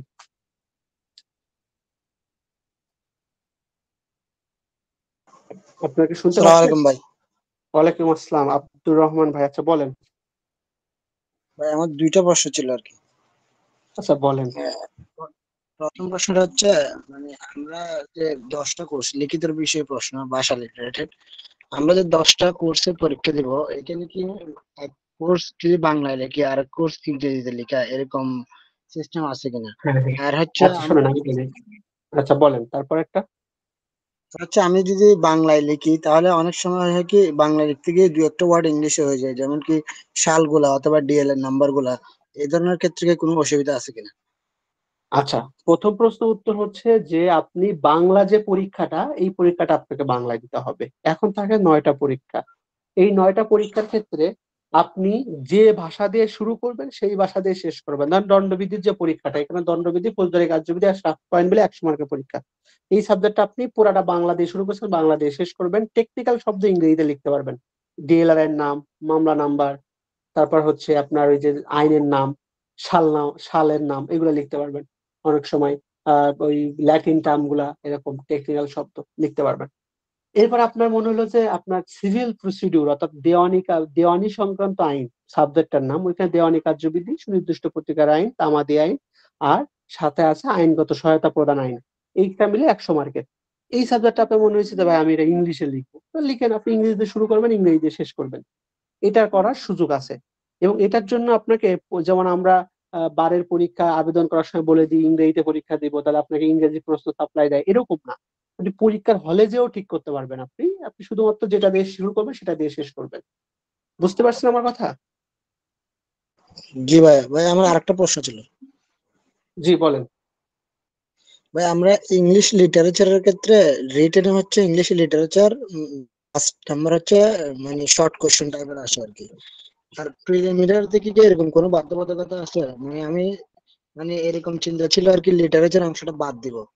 তো মানে এটা বাদ আচ্ছা দিলে কি মানে প্রিলিমিনারি আচ্ছা, থেকে নির্দিষ্ট প্রথমত কোনো হচ্ছে, নাম্বার আছে কিনা? আচ্ছা আমি বলি, প্রথমত তো হচ্ছে প্রিলিমিনারিতে পাশ করার জন্য আপনি যে কোনো জায়গাতে 50 মার্ক পাইলে হবে। সেটা যে কোনো ভাবে, যে প্রশ্ন 100টা থাকে, মাইনাস মার্কিং বাদে আপনার যদি 50 হয়, আপনি প্রিলিমিনারি পাস। দ্বিতীয় কথা হচ্ছে যে আমি আমি আমার বক্তব্যে একটা পর্যায়ে বলছি যে আপনি জুডিশিয়ারিতে সুপারিশপ্রাপ্ত হবেন কিনা এটা সম্পূর্ণ নির্ভর করে আপনার জেনারেল সাবজেক্ট গুলোর উপর। এটা আপনাকে একেবারেই পিছন দিকটা ঠেলে দিয়ে উঠাই দিবে আর কি। তো সেক্ষেত্রে আসলে উপরে টানা থেকে পিছনে ঠেলাটা কিন্তু অনেক গুরুত্বপূর্ণ। তো লিটারেচারে 5 মার্ক, রিটেনে, এবং এখন একটু কষ্ট করলে 3টা শিওর পারা যায়, বেশি কষ্ট করলে 4টা পারা যায়। এইরকম একটা অংশ আপনি যেখানে দেখবেন যে 100-র পরে সেম নাম্বারের জন্য 3-4 জনকে যোগ করে দেয়। মানে কতটা প্রতিযোগিতা হয় যে দেখা গেছে যে নাম্বার গুলা গ্যাপটা এত কাছাকাছি থাকে যে আপনি 1 মার্কের জন্য সুপারিশপ্রাপ্ত নাও হইতে পারে, 1 মার্কের জন্য ভিতরে ঢুকে যাইতে পারে। সেক্ষেত্রে 5 মার্কের একটা পরীক্ষা, যেখানে কিনা রিটেনে 5 মার্ক মাস্ট পড়ে, প্রিলিতে 1-2 মার্ক পড়ে, আর ভাইভাতে আমাদের টিচাররা মাঝে মাঝে আমাদের এই লিটারেচারের বিভিন্ন বিষয় জানতে চায়। এরকম একটা ইস্যু যাবে, আপনি আপনার কষ্ট হচ্ছে বা আপনার ভালো লাগে না বা এটা আপনার মাথায় থাকে না বলে আপনি বাদই দেবেন, তার মানে তো আপনি প্রতিযোগিতায় শুরুতেই নিজেকে হার মেনে নিলেন। এটা করা যাবে না। কষ্ট হইলেও অন্তত আমাদের ওই যে লিটারেচারের যে এজ গুলো আছে, যে কোন সালের থেকে কোন সালের নাম কোনটা, এই সালের থেকে এটার এই এজ বা এই পিরিয়ড, বা বিখ্যাত কিছু লেখা আছে, এই অন্তত প্রিভিয়াস কোশ্চেন কি কি আছে জুডিশিয়ারিতে, বার কাউন্সিল, এই বা আপনার বিসিএস এ, সেটুকু হইলেও পড়তে হবে। মানে এটা না পড়ে যাওয়া যাবে না। ঠিক আছে? জি ভাই, ধন্যবাদ ভাই। আচ্ছা নেক্সট। আচ্ছা আব্দুর রহমান ভাই, আচ্ছা যে যে কথা বলতেছেন পরিচয় দিয়ে কথা বলেন, তাহলে আপনাদের সম্পর্কে একটু জেনে জানা হলো আমার। আব্দুর রহমান ভাই, আপনার পরিচয়, জেলার নাম বলে একটু বলে দেন তাহলে, প্রশ্ন যেহেতু করে করছেন। আমার নাম মাসুম, ডাক নাম। আর আমি হচ্ছে Noakhali Science and Technology University আসছি, বাড়ি হচ্ছে চট্টগ্রাম। আমি এলএলবি কমপ্লিট করছি, এলএলএম করতেছি। আচ্ছা আচ্ছা, ঠিক আছে ভাই, মাসুম ভাই। আচ্ছা নেক্সট কেউ, আচ্ছা আরেকজন কথা বলেন, বা প্রশ্ন না থাকলে শুধু পরিচয় দিয়ে শেষ করতে পারেন।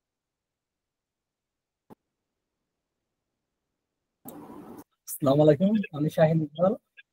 আহ, বাসা হচ্ছে কক্সবাজার, আর স্টার্ট ইয়ারে আছে জগন্নাথ বিশ্ববিদ্যালয়ে। আমার প্রশ্ন হচ্ছে, আর বই নিয়ে একটু ধারণা দিলে ভালো হতো। কি কি বুঝি বই নাই নিলে ভাই। ভালো, কি কি বই নিলে ভালো হবে, এই ধারণা দিলে একটু ভালো হতো। আচ্ছা আচ্ছা, শাহিন ইকবাল ভাই কি আপনি আমার ফেসবুকে আছেন? হ্যাঁ। আচ্ছা আচ্ছা, যাক।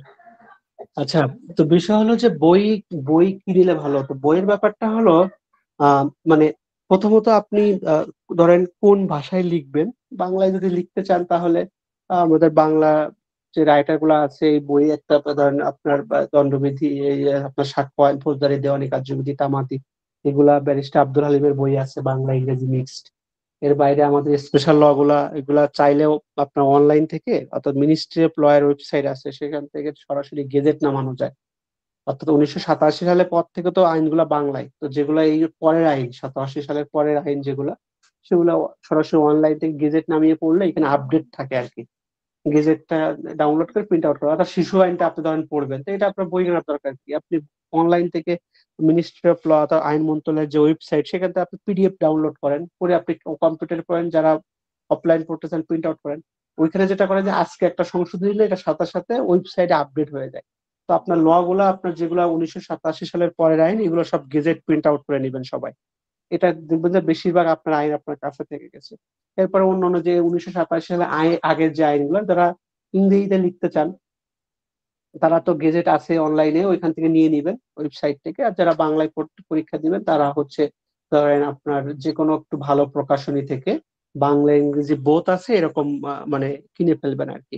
এটা লয়ের ব্যাপার গেল। আর আপনার গণিত বিজ্ঞান এগুলা আমাদের 9-10 এর বই পড়তে হবে, এটা তো ধরেন এখান থেকে আপনাদের বলা হবে বা পড়ায় দেওয়া হবে যে এই বিষয়গুলা।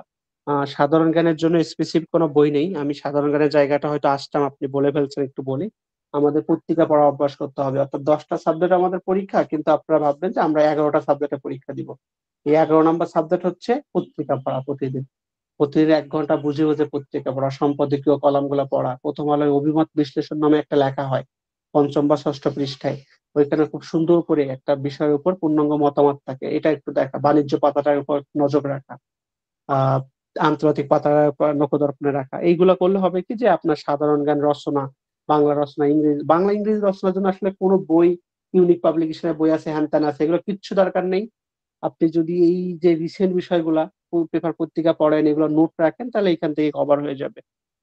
এই তো আসলে বই। আর এমনি হচ্ছে যে আমরা স্বাভাবিকভাবে প্রিপারেশন নেওয়ার জন্য তো আমাদের বাজারে হক ওই ইসের বই আছে, আইন পাটের আছে, ল এক্সাম এক্সপার্ট আছে, অন্যান্য যে বইগুলো আছে, কোনো একটা বই তো আমরা টেবিলে রাখি। আসলে আমরা যেখানেই কোচিং করি না কেন, যেখানেই পড়ি না কেন, আমাদের তো একটা বই লাগে, মিনি ল আছে একটা, এটা রাখলেই হবে। ঠিক আছে ভাই? ঠিক আছে ভাই। আচ্ছা শাহিন ভাই, আচ্ছা এরপরে হ্যাঁ, একজন আসসালামু আলাইকুম। আমি হানিসুর রহমান, আমি ফরিদপুর থেকে বলতেছি। আমি ন্যাশনাল থেকে এবার এলএলবি করছি। এখন আচ্ছা, আমার প্রশ্ন হচ্ছে যে আপনার মনে করেন যে কেউ যদি আপনার এমসিকিউ তে টিকলো বা রিটেনে টিকলো বা মনে করেন ভাইভাতে টিকলো না, তাদেরকে আবার প্রথম থেকে দিতে হবে বা নাকি আবার মনে করেন ছেটে দিলে হবে? বা যদি কেউ আচ্ছা, এমসিকিউ তে টিকলো বা রিটেনে টিকলো না, তাহলে কি শুধু তার রিটেন দিতে হবে নাকি আবার ফুল এমসিকিউ থেকে তার দিতে হবে? আচ্ছা। ঠিক আছে আনিস ভাই, আনিসুর রহমান ভাই, আপনার আপনার প্রশ্ন, ভালো প্রশ্ন করছেন। প্রথমত হচ্ছে যে বার কাউন্সিলের ক্ষেত্রে আপনি একবার প্রিলি যদি পাশ করেন, পরবর্তীতে আপনি রিটেন ফেল করেন, তাহলে আরেকবার রিটেন দেওয়ার সুযোগ পাবেন। আপনি যদি জি। রিটেন পাশ করেন, পরের বার ভাইভাতে ফেল করলে আপনি আবার ভাইভা দেওয়ার সুযোগ পাবেন। অর্থাৎ আপনাকে একবার এক্সট্রা এক্সট্রা করে সুযোগ দেওয়া হবে। কিন্তু জুডিশিয়ারিতে আপনি যে স্টেজ থেকে বাদ করবেন, পরের বছর সার্কুলার দিয়ে প্রথম থেকে শুরু করবেন, ও আলাদা কোনো আচ্ছা। বেনিফিট নাই। আচ্ছা, নেক্সট অন্য কেউ প্রশ্ন করেন, যারা বাকি আছেন কথা বলতে, একটু আপনাদের পরিচয় দিয়ে প্রশ্ন থাকলে করেন, আর প্রশ্ন না থাকলে পরিচয়টা দেন।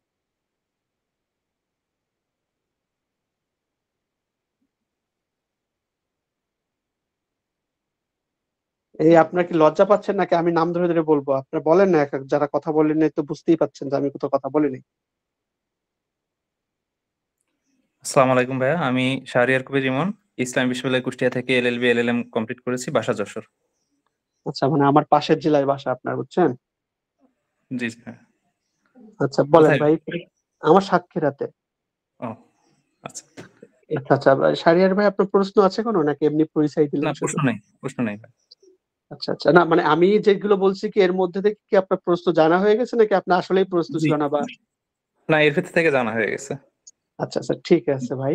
আচ্ছা, থ্যাংক ইউ। শাহরিয়ার ভাই ধন্যবাদ আপনাকে। আচ্ছা এরপরে নেক্সট।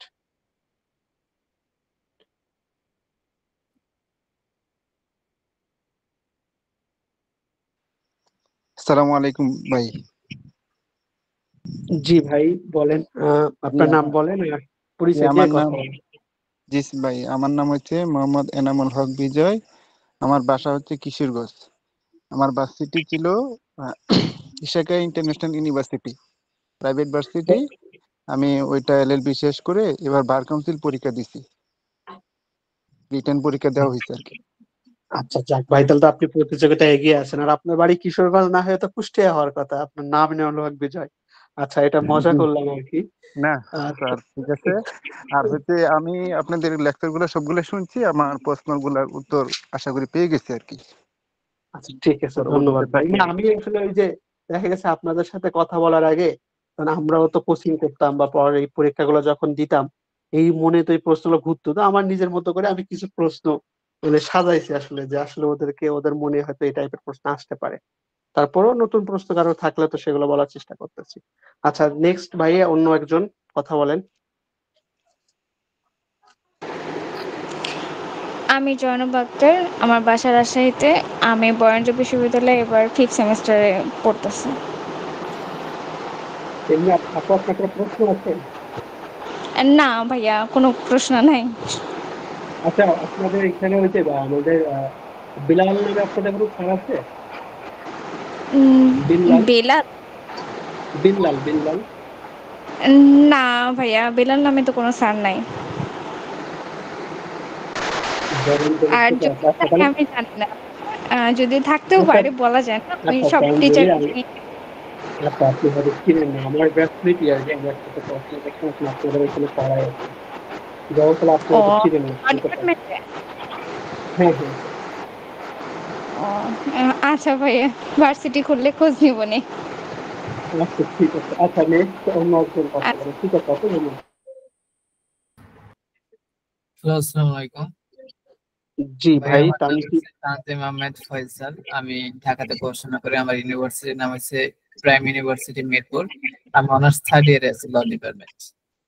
আমি আচ্ছা সব কথা শুনছি, আপনার কথা শুনছি। আমার আসলে আমার যে প্রশ্ন ছিল আমি উত্তর পেয়ে গেছি। আর আমি আপনাদের সাথে এই প্রথম কোর্স করছি, দোয়া করবেন যাতে ইনশাল্লাহ ভালো কিছু হয়। আচ্ছা তানজিম ভাই, আপনার ইউনিভার্সিটি, আমার আমার ভাই ভাবি আর কি আপনার ইউনিভার্সিটির বাংলার টিচার আর কি। আমি অনেকবার গেছি আর কি, মাঝে মাঝেই যাই সুযোগ পাইলে, ওরা থাকে আপনার ওই। ভাই ভাবি আমাদের একজন আছে ওখানে, যারা দুইজনেই কাপল ওই যে বাংলা বাংলা, ডিপার্টমেন্টে।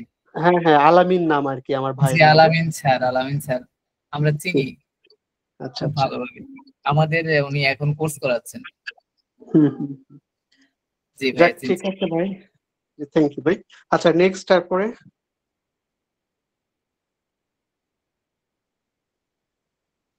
হ্যালো, আসসালামু আলাইকুম ভাই। জি জি ভাই বলেন। আমি পাপিয়া খাতুন, আইন বিভাগ, শিক্ষাবর্ষ 2022-2023, জেলা কুষ্টিয়া, ইসলামী ইউনিভার্সিটি কুষ্টিয়া। আমি হচ্ছে এলএলবি তে আছি, সেকেন্ড সেমিস্টার। তো ধারণা নেওয়ার জন্য আর কি অ্যাড হয়েছিলাম, ভালো লাগছে। আপনার আচ্ছা, আপনার কোনো প্রশ্ন আছে আপু, মানে জানার মতো বা জানতে চাচ্ছেন কোনো বিষয়? আসলে ভাইয়া, প্রশ্ন করার জন্য তো ভালোভাবে জানা লাগবে। আমি মাত্র শুরু করতে যাচ্ছি, এই জন্য ধারণা নেওয়ার জন্য আর কি অ্যাড হয়েছি। আচ্ছা আচ্ছা, না ঠিক আছে, অবশ্যই ধারণাটা নিয়েই শুরু করতে হবে আর কি আসলে। হ্যাঁ ভাইয়া। যত ধারণা মানে আপনি ধরেন হচ্ছে যে অনেকেই কিন্তু কোচিং ছাড়াও কিন্তু প্রিপারেশন নিচ্ছে, অনেকে কোচিং থেকে নিচ্ছে, কোচিং ছাড়া নিচ্ছে, নিজের থেকে পড়তেছে, টিচারদের কথা শুনতেছে। আপনি যেভাবে করেন আসলে শুরুটাই আসসালামু করতে আলাইকুম। হবে। ওয়ালাইকুম আসসালাম। ওয়ালাইকুম ভাইয়া। জি ভাই বলেন। ভাইয়া, আমি Samiul Islam, Noakhali Science and Technology University, লর্ড থার্ড ইয়ারের। জি সামিউল ভাই, পুরো প্রশ্ন করবেন। ক্লাসে আছি ভাইয়া না? আপনি ভাইয়া আপনি যখন রিকমেন্ডেড হচ্ছেন, আপনি তখন রিটেন কি বাংলায় না ইংলিশে লিখছিলেন? ভাই আমি 4বার রিটেন দিয়েছি, শুধুমাত্র বাংলা সাবজেক্ট ছাড়া প্রতিবারই, মানে বাংলা তো বাংলায় লিখছি, ইংরেজি সাবজেক্ট ছাড়া প্রতিবারই সব বাংলায় লিখছি। আমি একবারও আসলে ইংরেজিতে লেখার সাহস করি নাই। যদিও ওই ডিপার্টমেন্টে আমার মোটামুটি ভালো রেজাল্ট ছিল, মানে উল্লেখযোগ্য ভালো রেজাল্ট ছিল, এবং সেগুলো তো আমি ইংরেজিতে দিয়ে আসছি। কিন্তু আমার প্রিপারেশন নিতে যে যে তখন মনে হয়েছিল যে না, আমি বাংলায় নিব, তো একবার নিয়ে ফেলছিলাম। এরপরে আমি আর সাহস করি নাই। আমার একটাবার মনে হয়েছিল 16তম জুডিশিয়ারিতে এসে, আমি 14 থেকে ভাইবা দেওয়া শুরু করছি, 16তে এসে আমার একবার মনে হয়েছিল যে আমি একবার একটু ইংরেজিতে দিয়ে দেখি। তো কারণ একাডেমিক ওই সময় নোট টোট গুলো ছিল। তারপরে আবার মানে ওই সাহস করতে পারিনি, তো আমি আবার ওই বাংলাই কন্টিনিউ করছি আসলে। ধন্যবাদ ভাইয়া। জি থ্যাংক ইউ ভাই। ভাই, হয়তো একটা কাজের জন্য চাইছি রে ভাই, একটা ওই ফেরত এই দেবে। তানজিম ভাই একটু মিউট করে রাখেন। আচ্ছা সরি নেক্সট সরি সরি আচ্ছা নেক্সট অন্য যে যারা কথা বলে নাই সে আনমিউট করে কথা বলেন, আর যারা বাকি আছেন যদি কথা বলতে চান। সালাম ভাই, আমার নাম ওয়ালাইকুম হচ্ছে আসসালাম। এম শাকিল শিকদার। আমার বাড়ি হচ্ছে কক্সবাজার। আমি বিজি ট্রাস্ট ইউনিভার্সিটি চট্টগ্রাম এখন থার্ড ইয়ারে আছি। বিজি ট্রাস্টের থেকে এবার সুপারিশ প্রাপ্ত হয়েছিল আপনাদের ভাই একজন। হ্যাঁ শাহেদ ভাই। হ্যাঁ হ্যাঁ হ্যাঁ, না আমি তো জানি, আমি আপনার কাছ থেকে আপনার মুখ দিয়ে শুনতে চাচ্ছিলাম আর কি। আচ্ছা আরেকটা হ্যাঁ ব্যাপার, আমি আপনার কোনো প্রশ্ন আছে ভাই? তথ্য নিয়ে আমাদের ইউনিভার্সিটি টিচার। আচ্ছা আচ্ছা, আপনার কোনো প্রশ্ন আছে ভাই? না ভাই। আচ্ছা থ্যাংক ইউ। আচ্ছা একটা বিষয় একটু আপনাদের সাথে শেয়ার করি, আমাদের ব্যাচেও এবার চট্টগ্রাম বিভাগ থেকে, বিশেষ করে চট্টগ্রাম জেলা থেকে এবং কক্সবাজার থেকে অনেক বেশি সুপারিশ প্রাপ্ত হয়েছে। তো আমরা একটু মজা করি যে ওরা কি কোনো মেকানিজম করলো কেন, মজার কথা আর কি। কিন্তু আসলে আমি আপনাদের সাথে কথা বলে দেখেন, আপনারা এইটুকু কয়েকজনের মধ্যে পার্টিসিপেশন কিন্তু ওই চট্টগ্রাম বেল্টের লোকই বেশি। সো হয়তো ওরা হচ্ছে প্রতিযোগী বেশি, পড়াশোনা করে বেশি বলে সুপারিশ প্রাপ্ত বেশি হচ্ছে। মানে সেটা আমার এইখানেও কথা বলে সেটাই মনে হচ্ছে আসলে, যদিও আমরা একটু মজা করি গ্রুপে এটা নিয়ে যে ওরা এত বেশি কেন হচ্ছে, সেটা একটা আসলে সংখ্যায় বা সিরিয়াসনেস হয়তো ওদের অনেক বেশি, তা না হলে এত বেশি হওয়ার কথা না। যাক ভাই, অন্য কেউ প্রশ্ন করবেন? আচ্ছা প্রশ্ন যদি না থাকে, যারা কথা বলতে বাকি আছে মানে কথা বলতে চাচ্ছেন, জাস্ট কথা বললেই হবে, বা প্রশ্ন থাকলে করতে পারেন, তাহলে আমরা একটু নেক্সট অন্য বিষয়ের দিকে এগোবো আর কি। আসসালামু আলাইকুম। আচ্ছা দুইজন কথা বলছেন, একজন বলেন আর কি, একজন মিউট করে আরেকজন যে বলছেন একজন বলেন, পরের জন পরে বলেন আর কি।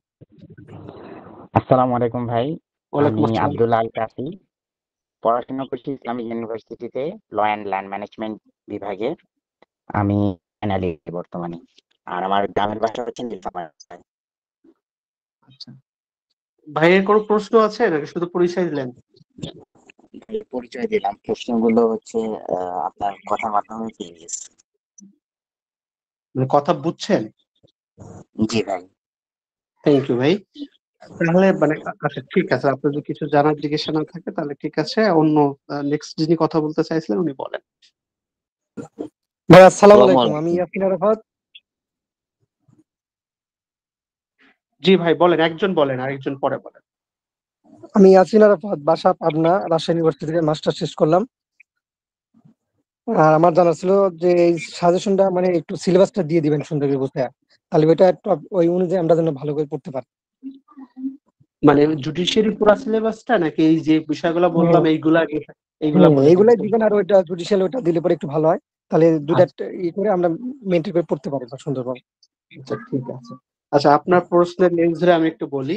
আপনারা ধরেন যারা এখনো ইউনিভার্সিটি হলে থাকেন তারা তো লাইব্রেরি গুলাতে পত্রিকা পড়বেন, যারা বাসায় থাকেন তারা হচ্ছে পত্রিকা নিবেন।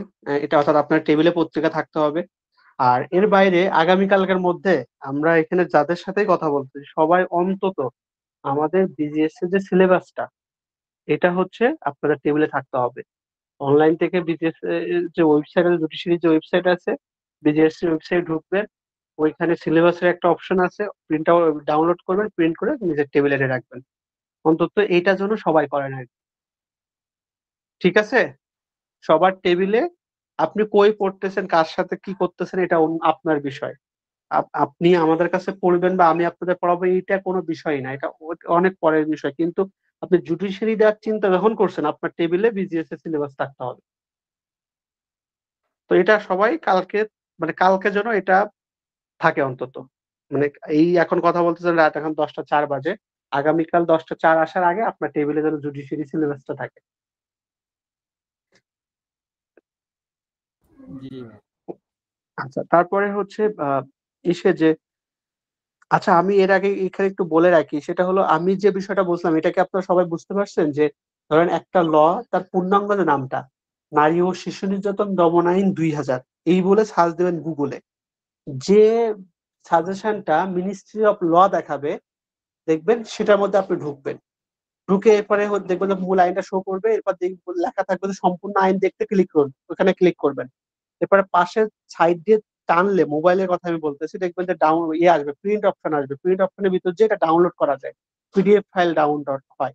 এরপরে এগুলা, এই ছোট ছোট আইনগুলো আপনারা কি করবেন, প্রিন্ট আউট করে টেবিলে রেখে দিবেন, ছোট ছোট আইনগুলো। কারণ আমাদের যে বিষয়টা হয় সেটা হচ্ছে যে,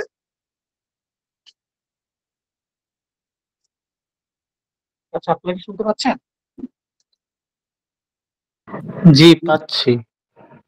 আচ্ছা, আমাদের যে বিষয়গুলো হয় যে আমরা যারা লতে পড়ি, দেখা গেছে যে আমরা লতে ভর্তি হওয়ার পরপরই এলাকায় কিন্তু কেউ ব্যারিস্টার বলে ডাকতে থাকে, কেউ জজ বলে ডাকতে থাকে, কেউ উকিল সাহেব বলে ডাকতে থাকে, এবং মানে প্রতিদিন ছোট ছোট সমস্যা নিয়ে আসে আমাদের কাছে। তো এই সব সমস্যা তো আসলে আমাদের পক্ষে জানা সম্ভব হয় না। বিশেষ করে দেখবেন যে এই নারী নির্যাতন, যৌতুক, পারিবারিক সমস্যা, দেনমোহর, এইসব বিষয়ে আমরা জানতে চাই। এগুলো ছোট ছোট আইন যেগুলো আছে আপনারা সব ডাউনলোড করে আপনাদের টেবিলে রেখে দিবেন। তো ইনস্ট্যান্ট কেউ একটা সমস্যা জিজ্ঞেস করলেও আপনি বলতে পারবেন। আবার এই ছোট আইনগুলোই আমাদের জুডিশিয়ারিতে বেশি কাজে লাগে। ছোট ছোট আইন থেকে একটা করে প্রশ্ন থাকে 20 মার্ক, এটা ভালো লাগা যায়। তো এইগুলো আপনার সিলেবাস প্রিন্ট আউটের সাথে সাথে এই জিনিসটাও আপনারা করবেন। আচ্ছা, নেক্সট কথা বলতে চাইছিলেন ওই সময়, এখন একটু বলেন। আসসালামু আলাইকুম, আমি তারেক। আমি অনেক পরে জয়েন করলাম আপনাদের সাথে। ন্যাশনাল ইউনিভার্সিটির আন্ডারে প্রথমে আমি ক্ষমা প্রার্থী যে আমার কণ্ঠ এমনিতেই ভারী আর ঠান্ডা লেগেছে। আমার কথা বলতে অসুবিধা হলে আমি প্রথমে মাফ চেয়ে দিচ্ছি।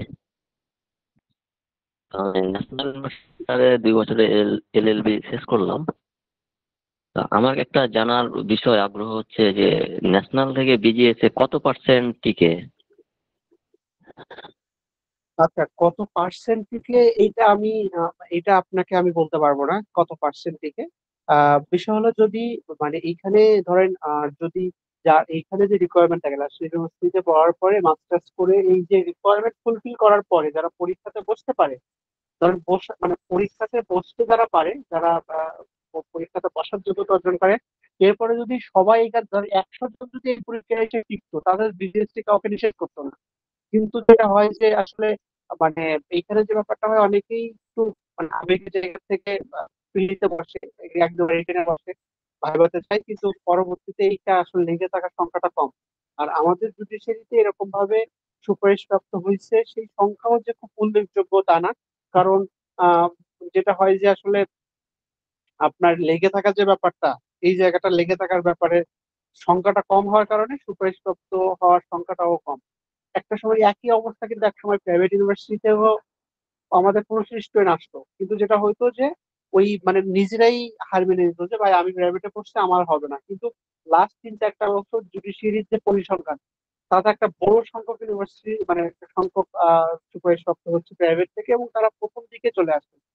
একইভাবে আমাদের যারা ন্যাশনাল ইউনিভার্সিটি থেকে পরবর্তীতে পড়াশোনা করে এরপরে অন্যান্য রিকোয়ারমেন্ট ফুলফিল করে যারা আসে, তারাও তো এখানে পরীক্ষা দিতে পারে, এবং তারা যদি যথার্থভাবে পড়াশোনা করে আসে তাহলে এখানে সুপারিশপ্রাপ্ত হতে কোনো বাধা নেই, এবং এইভাবে সুপারিশপ্রাপ্ত হওয়াও যায়। কিন্তু পার্সেন্টেজটা আসলে ওই পরীক্ষার্থীদের উপর নির্ভর করে, যেহেতু এইখানে অন্য একটা সাবজেক্ট থেকে মাস্টার্স করে আবার লয়ের পাস কোর্স করে অন্য একটা আবার লয়ের উপর মাস্টার্স করে প্রিপারেশন দিতে, এটা তো একটা হিউজ সময়ের ব্যাপার।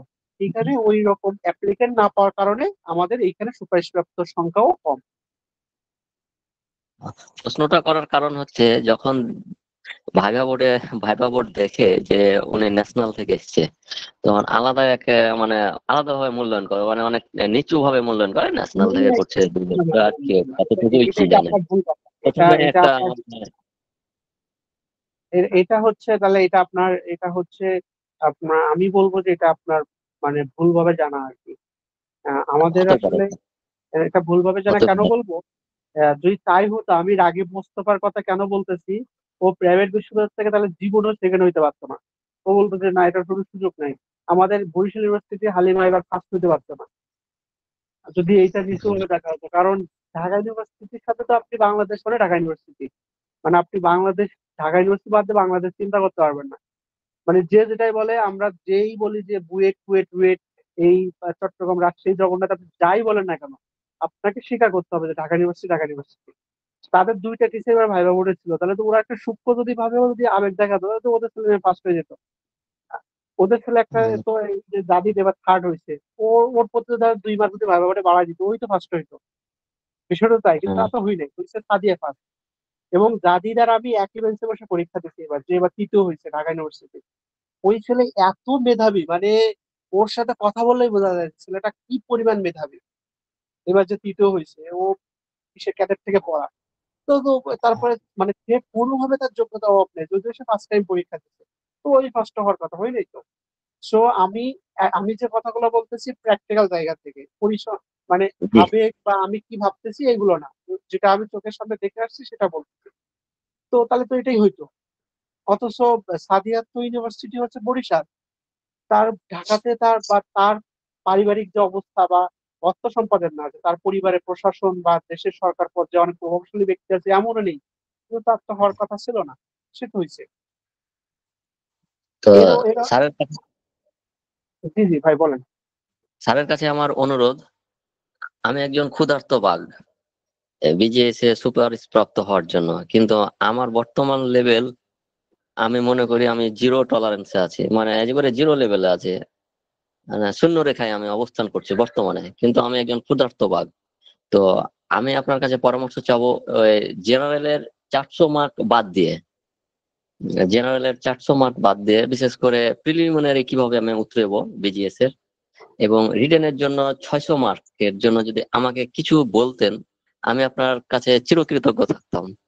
না না শোনেন, বিষয় হলো যে এখানে তো আর এখানে আমরা সবাই কথা বলতেছি, আমি স্পেসিফিক ভাবে যদি এখন পুরা 10টা সাবজেক্ট নিয়ে আপনার সাথে কথা বলতে চাই, দেখা গেল যে অন্যরাও বিরক্ত হইতে পারে। আমরা কমন কথাগুলো নিয়ে বলি, এরপরে আপনার সাথে হয়তো আমি পার্সোনালি কথা বলবো এই বিষয়টি। জি স্যার, জি স্যার, জি ঠিক রাইট, আছে ভাই? জি স্যার। আপনি আবার এটাকে খারাপ ভাবে নিয়েন না। না স্যার, না স্যার, আর একটা ব্যাপার হচ্ছে যে, যেহেতু একটা আপনি ধরেন যে কোনো একটা গাইডলাইনের মধ্যে থাকলে আপনাকে ওই গাইডলাইনটা ফলো করে যাইতে হবে, এটা একটা প্রসেস মাত্র। আপনি একদিনে যদি বলেন যে আমি পুরাটা সবকিছু আমাকে না বোঝাই না, যান, এটা হচ্ছে যে এটা এটা আপনিও দিতে পারবেন না, এবং এটা একটা প্রসেস। রাইট। তবে স্যার আমি আচ্ছা আপনার কাছে কয়েক সেকেন্ডের মধ্যে একটা উত্তর নেবো স্যার, তো আমি মানে আমি মিউট করব। আমি প্রিলিমিনারি উত্তরণের জন্য কোন বইটা, এমসিকিউর জন্য কোন বইটা আমাকে সাজেস্ট করবেন স্যার এই মুহূর্তে? আচ্ছা, প্রথমত ধরেন যে আমাদের আসলে এখন যে প্রশ্ন প্যাটার্ন যেভাবে গেছে, সেক্ষেত্রে আপনি, আমাদের তো বাজারে 3টা বই ভালো চলে, মিনি ল স্কুলের এই যে পিলি মাস্টার, আইন পাঠ জাহাঙ্গীর স্যার ভাইয়ের, আর একটা হচ্ছে আমাদের মাহমুদ অজেদ ভাইয়ের হচ্ছে অ্যামিকাস লয়ের ল এক্সাম এক্সপার্ট। এই 3টা বই ভালো ধরেন, এর যে কোনো একটা বই আপনি পড়তে পারেন। কিন্তু আমাদের প্রশ্ন প্যাটার্ন যেভাবে লাস্ট 2টা বা 3টা জুডিশিয়ারিতে, বিশেষ করে 17তম জুডিশিয়ারির যে প্রিলিমিনারি যে প্রশ্ন প্যাটার্ন ছিল, সেক্ষেত্রে আপনাকে মূল আইন পড়তে হবে। মূল আইনের দখল ছাড়া প্রিলিমিনারি টিকার সুযোগটা কমে গেছে, কোনো নির্দিষ্ট একটা গাইড বই ফলো করে যে এটার সুযোগ নাই, কারণ প্রশ্ন আপনাকে মূল আইনের ভিতর থেকে পড়তেছে। ওইটা আমরা কেন পড়ি, গাইড বইটা আমরা পড়ি হচ্ছে প্র্যাকটিসটা রাখার জন্য, আমি যেন বুঝতে পারি যে আসলে আমার কোন কোন টাইপের প্রশ্ন পড়ে বা এগুলো যেন আমার মনে থাকে। কিন্তু আমাদের মূল প্রিপারেশনটা হচ্ছে, মানে আমরা ওই ছোটবেলায় বলতাম না বোর্ড বই, তো এখন আমরা প্রিপারেশন নিব হচ্ছে গেজেট, যে মানে মূল আইন যেটা, সেটা দিক থেকে। আপনি বারের রিটেনের প্রশ্ন যে এবার কেউ দেখে থাকেন, আমরা যেহেতু জুডিশিয়ারি দিব, আমাদের তো আসলে এই কেন্দ্রিক জানাশোনা থাকতে হবে যে কোথায় কি প্রশ্ন পড়ে। আমাদের দেখবেন যে 24 ব্যাচের যারা অ্যাডভোকেট হয়েছে তারা সম্পূর্ণ পরীক্ষা দিতে আপনার মুসাবিদা বা ড্রাফটিং বেস, আর এইবার সেইখান থেকে সম্পূর্ণ 360 ডিগ্রি অ্যাঙ্গেলে ঘুরে যেয়ে প্রশ্ন করছে ফ্যাক্ট বেস, অর্থাৎ ঘটনা উঠাই দিতে আপনাকে লিখতে হয়েছে। সো আমাদের আসলে বিবিএস এবং বার কাউন্সিল দুইটাই এখন মূল আইন ভিত্তিক প্রিপারেশনের জায়গা আসছে। মূল আইনের দখল যার যত ভালো, সে কোনো জায়গায় ঠেকবে না আর কি। আর মূল ওই বইয়ের 3টা ওইখানে যে কোনো একটা নিতে পারেন আপনি। Okay sir. আচ্ছা, নেক্সট কথা বলতে আমাদের আর 2-1 জন মনে হয় বাকি আছে, যারা এমনি বলতে চাচ্ছেন না সেটা অন্য বিষয়। আর যদি কথা বলতে চান তাহলে কথা বললে আমরা আর একটু, আমি আপনাদের পরিচয় পর্ব শেষ হওয়ার পর স্যার শেষ করে দিব। স্যার নারী কথা শিশু নির্যাতন আইন কত সালে আইনটা বললেন, ওটা আমি ভুলে গেছি। নারী ও শিশু নির্যাতন দমন আইন 2000। জি আচ্ছা, আমাদের কথা বলতে কি আর কেউ বাকি আছে? আপনারা কি কথা বলতে ভয় পাচ্ছেন নাকি না লজ্জা পাচ্ছেন কোনটা? আচ্ছা, নাকি বুঝি ভয় পান না স্যার। এত স্যার প্রশ্ন করলে আমি সারা রাত্রি প্রশ্ন করতে পারি, কিন্তু অন্যের দিকে তাকিয়ে স্যার মানে আমার তো অন্যের স্যার প্রশ্ন মানে ছিল কি বিবেচনায় স্যার, আমি যে এবার বার কাউন্সিল রিটেন দিছি, কিন্তু রিটেনে আমার ফৌজদারিটা না মনে করেন কিছু ভাষা হয়েছে, সেই ক্ষেত্রে কি আমি ফৌজদারি থেকে নাম্বার পাবো নাকি মনে করেন কেটেই দেবে? না, ফৌজদারি ধরেন একটাই প্রশ্ন আপনার 15 মার্কের প্রশ্ন। হ্যাঁ তো ওইটা একটু ভাষা হলে হয়তো ওইখানে একটু 2 মার্ক কম পাইলেন, তার জন্য যে আপনার পুরা পরীক্ষায় সামগ্রিক পরীক্ষায় প্রভাব পড়বে এমন না। ওইখানে একটু দাঁড়াই 5 মার্ক কম পাইলেন, অন্যগুলা মোটামুটি লিখলে তো আসলে 50 আর পাইলেই তো আরেকটা পাস। জিনিস কি স্যার, মনে করেন ওই যে আপনার দণ্ডবিধিতে প্রবলেমেটিক কোশ্চেন দিছে, সেদিকে আমি আরো এক্সট্রা ধারা দিয়ে আমি সমাধান করছি, মানে আমার মূলটা তো রইছে, আবার এক্সট্রা দিছি। এক্সট্রার জন্য কি কোনো সমস্যা হবে? ধরেন কি আমাদের আসলে দণ্ডবিধি আর সাক্ষ্য আইন এই দুটো আইনে অনেক রিলেট করে লেখা যায়। তো আপনি ধরেন আমাদের সাক্ষ্য আইন দণ্ডবিধির একটা মানে 38 ধারা একটা প্রবলেম পড়ছে, ওর পাশাপাশি যদি আপনি ওর সাথে লিঙ্ক করে অন্যান্য গুলাও দেন দিতে পারেন, কিন্তু মূল যেটা চাইছে সেটা দিতে পারলে অসুবিধা মানে সুবিধা। এর পাশাপাশি বেশি করে লিখলে তাতে কোনো ক্ষতি নাই, কিন্তু আপনার মূল যে জিনিসটা জানতে চাচ্ছে সেটা ভুল লিখে যদি আপনি অনেক ধারা লিখেন তো সেটা একটু ক্ষতির কারণ আর কি। আচ্ছা, ধন্যবাদ স্যার। আচ্ছা, এইখানে মোটামুটি আমি যাদেরকে দেখতেছি মোটামুটি মনে হয় সবাই কথা বলে ফেলছে আমার সামনে যাদেরকে দেখাচ্ছে এখানে। তো এই তো আর আমি আপনাদের আমরা নেক্সট যে ক্লাসটা শুরু করব দণ্ডবিধি দিয়েই শুরু করব, অর্থাৎ ফৌজদারি সংক্রান্ত আইন যেটাকে বলে আর কি। তো ফৌজদারি সংক্রান্ত আইন দিয়ে আমরা শুরু করব। ওইখানে আমাদের সাক্ষ্য আইন, ফৌজদারি কার্যবিধি এবং দণ্ডবিধি আছে, দণ্ডবিধি দিয়েই শুরু হবে ক্লাসটা। তো আপনারা যারা ধরেন বাংলায় লিখতে চান তারা বাংলা ইংরেজি বোথ আছে এমন একটা আইন, মানে সবার জন্যই বাংলা ইংরেজি বোথ আছে এমন একটা বই কাছে রাখেন। আমি আপনাদের যেটা করব যে আহ, করে দিব, অর্থাৎ যে যে ধারাটা আমরা পড়বো ওই ধারা থেকে আমার কি মনে রাখতে হবে তার কিছু কিওয়ার্ড আমি বলে দিব। 2-3টা ওয়ার্ড করে করে কিভাবে মনে রাখা যায় এটা আমি লেখাই দিব আপনাদের খাতায়। আপনারা যেটা করবেন যে মানে যারা এখানে আছেন দণ্ডবিধিতে 23টা চ্যাপ্টার আছে সম্ভবত, আমি ভুল করে না থাকলে। তো চ্যাপ্টার গুলার নাম, কোন ধারা থেকে কোন ধারা পর্যন্ত এক একটা চ্যাপ্টারের ব্যাপ্তি আছে সেটা একটু মনে রাখার চেষ্টা করবেন। এটা ধরেন শুনেন, আমরা যে সবকিছুই মুখস্থ করবো এমন না, কিছু হচ্ছে কৌশল ফলো করতে হবে আপনাকে।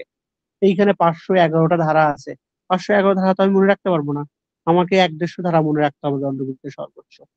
এরপরে কোন চ্যাপ্টার মনে রাখলে যেটা হয় যে দেখা গেছে যে প্রশ্নটা কোথা থেকে পড়ছে, এটা নির্দিষ্ট চ্যাপ্টারের মধ্যে তো নির্দিষ্ট অপরাধ বর্ণনা করা হয়েছে, তা আমি ওই পুরা দণ্ডবিধি না ঘেটে প্রিলিমিনারি পরীক্ষার সময় প্রশ্নটা দেখে আমি ওই নির্দিষ্ট চ্যাপ্টারে যে ক্লিক করতে পারবো।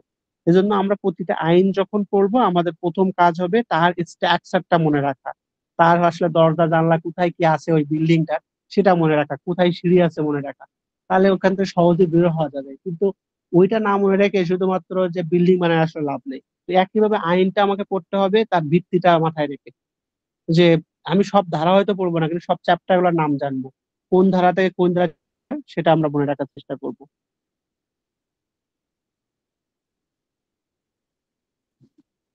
তো এইটা হলো আপনাদের হচ্ছে কাজ, আপনারা এটা করবেন। আর একই সাথে হচ্ছে আমরা নেক্সট আপনাদের সাথে ইনশাল্লাহ আমরা দণ্ডবিধি দিয়ে শুরু করব, তারিখটা আপনাদেরকে জানাই দেওয়া হবে, তখন এটা নিয়ে আলোচনা হবে আর কি।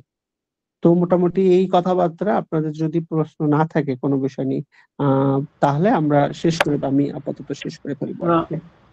ভাই জি জি জি ভাই বলেন। ভাই আপনার ফেসবুক লিংকটা হোয়াটসঅ্যাপে দিয়ে রাখবেন আর কি, আপনার সাথে আমরা অ্যাড রাখলাম। ঠিক আছে ভাই, ঠিক আছে। ভাইয়া আমার কিছু কথা ছিল, আমি জি তানজিম ভাই বলেন। আমাদের যে ক্লাসটা হবে সেই ক্লাসটার যে নোট শিট বা পিডিএফ শিট যেটাই দেওয়া হয় না কেন, সেটা কি আমাদেরকে যেদিনকে ক্লাস হবে ওই ক্লাসের সাথে সাথে দিয়ে দেবে, মানে আমরা ওইটার উপর বেস করে ক্লাস করব? একটা কথা ছিল। আর একটা ব্যাপার ছিল যে বইয়ের ব্যাপারে, যে কোন বইটা, মানে রাইটার থাকে তো বিভিন্ন ধরনের রাইটার, আপনারা যেহেতু সুপারিশ প্রাপ্ত হয়েছেন তার মানে তো আপনারা বিভিন্ন রাইটারের বই পড়ে অভ্যস্ত। এখন বই ভাষে যে ক্লাসটা করবেন বা যে ক্লাসটা হবে সেইটা বেস করে যদি বইয়ের নামটা বলে দেওয়া যেত তাহলে বইটা কিনতাম। কারণ যেহেতু একটু আগে ভর্তিও হয়েছি, তাহলে একটু যাচাই বাছাইয়ের তো একটা ব্যাপার আছে, প্রিপারেশনের একটা ব্যাপার আছে। আর আপনাদের যেটা হ্যান্ড নোট বা যেটা পিডিএফ শিট ওইটা দেওয়া হবে, তাহলে আমাদের জন্য একটু পড়তে সুবিধা হইতো, এটা আমি মনে করি আসলে সব ভাইদের ব্যাপারে। এখন আমাদের এইভাবে একটু যদি বলতেন তাহলে আমার জন্য সুবিধা হতো। আচ্ছা রঞ্জিত ভাই, আমি একটু বলি এখানে, সেটা হচ্ছে কারণ আমি মানে বিভিন্ন জায়গায় সংবিধানটা পড়াই আর কি। তো সংবিধানটা কিভাবে পড়াই, আমার কিছু পিডিএফ রেডি করা আছে, আমি প্রতিটা ক্লাসের আগে ওটা দিয়ে দিই, এরপরে আমি পড়াই, ওরা ওটা ওপেন করে দেখে, রিলেট করে আর কি। এটা একটা হচ্ছে সংবিধান পড়ার স্টাইলটা এরকম। আপনার জেনারেল ক্লাস আছে 100, সংবিধানটা মানে আপনার নোটটা রেডি করা আছে। তার সংবিধান আমি ওই স্টাইলে যাই, আর মূল মূল যে সংবিধানটা আমি প্রতিটা আর্টিকেল ধরে ধরে পড়ায় আর কি। সংবিধানের যখন একটা আরিফ খানের বই আছে, মূল সংবিধান আছে, সংবিধানটাই বললাম। আর ফৌজদারি সংক্রান্ত যে আইনটা, এটা আমি কিভাবে পড়াই, দেন আমি আমারটাই বলি। এইখানে আমি হচ্ছে কোন রকম কোনো পিডিএফ শেয়ার করি না। আমি আপনার যে ধারাগুলা পড়াবো ওই ধারাগুলার যে মানে একেবারে কি দিয়ে সে মনে রাখবে, যেটুকু মনে রাখতে তার প্রিলি রিটেন ভাইবা পার হয়ে যাবে, সেটা আমি প্রত্যেকে বলবো, এবং প্রত্যেকের খাতায় সে লিখবে। লেখার পরে আবার প্রত্যেকের খাতা আমি নিব আর কি, হোয়াটসঅ্যাপে দিয়ে নিয়ে আমি চেক করবো যে সে আসলে ঠিকঠাক লিখছে কিনা। তো দণ্ডবিধি, সাক্ষ্য আইন, ফৌজদারি কার্যবিধি অর্থাৎ ফৌজদারি সংক্রান্ত যে আইনটা, এটা হলো আমি আপনাদেরকে লেখাই দিব যে আমাকে এই এই বিষয়গুলো। এখানে যদি পিডিএফ শেয়ার করি তাহলে যেটা হবে যে আপনারা লিখবেন না, এবং এই অনেক বেশি ধারা তো এই আইনগুলো, এগুলো আপনার পরীক্ষা হলে বলাই ফেলবে। তো এটা এই সিস্টেম। ধরেন আমি স্পেশাল ল যদি পড়াই, স্পেশাল ল গুলো হচ্ছে যে আমি আপনাদের এখানে 10 বা 11টা আইন আছে, প্রতিটা আইন যেদিন যে আইনটা পড়াবো, আপনাদের গেজেট যেটা, সেটা আপনাদের তো বলছি, আমি নিজে আপনাদেরকে দিয়ে দিব, যেটা আপনারা ওপেন করবেন, পড়বেন। এরকম প্রতিটা আসলে আহ ধরেন বাংলা যে পড়াবে,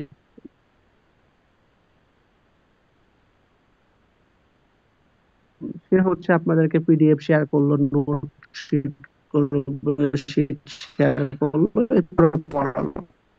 তো এখন এক একটা সাবজেক্ট এক একজনের পড়ানোর স্টাইল এবং কৌশল এক এক রকম।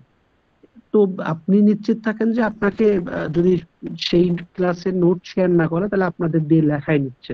আর যদি লেখায় না নেয়, তাহলে আপনাকে পিডিএফ বা ফাইল গুলো শেয়ার করতে হবে। আর বইয়ের কথা যে ব্যাপারে বলতে, ওই বইটা বাংলা ইংরেজি মিক্সড আছে, ওইটা কিনতে পারেন। আমি আপনাদের কাছ থেকে 30 সেকেন্ড একটু সময় নিয়ে নিচ্ছি, আমি একটু গুগল করে দেখেছি, মিউট করে দিচ্ছি, যে আসলে আমি যেটা বলতেছি ঠিক আছে, তারপর আমি কনফার্ম করতেছি যে কোন বইটা নিতে হবে দণ্ডবিধি।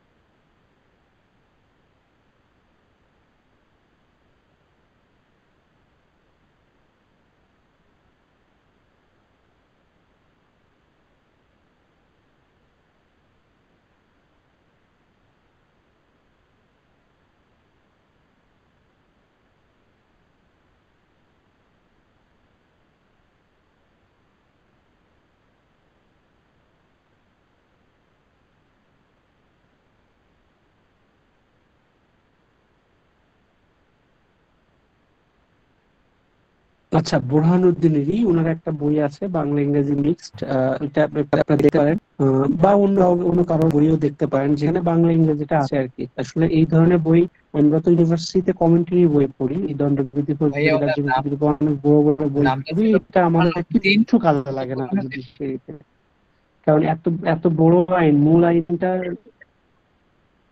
আচ্ছা, ARM বুরহানুদ্দিন, সম্ভবত ARM ভাইয়া বুরহানুদ্দিন। জি ভাইয়া।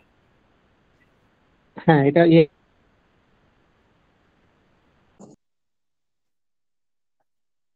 ARM বুরহানুদ্দিন, খায়রুল ইসলাম তাজ, ঠিকই আছে। জি জি, ARM বুরহানুদ্দিন, বললে এটা দিয়ে দিবে। তো এই বইটা আপনার এটা দেখলাম। আচ্ছা বলতাম যে আমরা ওই ইউনিভার্সিটি আপনার কয়টা প্রশ্ন পড়ে যদি একটা মাত্র প্রশ্ন হয় সঙ্গে অত কমিটি বই একটা পড়ার ব্যাপার নেই, মূল লাইনটা আমরা পড়তে হবে। তো সাকওয়াইনের ক্ষেত্রে আমরা ব্যারিস্টার আব্দুল আলীর একটা বই আছে, এটা নিতে পারেন। ফৌজদারি কাজবিধির মধ্যে ব্যারিস্টার আব্দুল আলীর বই আছে, বাংলা ইংরেজি মিক্স।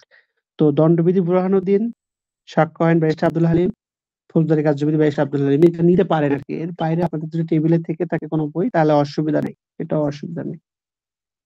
জি ভাই, এটা জানার জন্য আপনাকে নাম দিয়েছিলাম। তো ঠিক আছে, তাহলে আমরা তাহলে এখানে শেষ করে দিচ্ছি, যদি আপনাদের কোনো ঠিক জিজ্ঞাসা আছে না ভাই, থাকে। ভালো থাকবেন। আসসালামু আলাইকুম।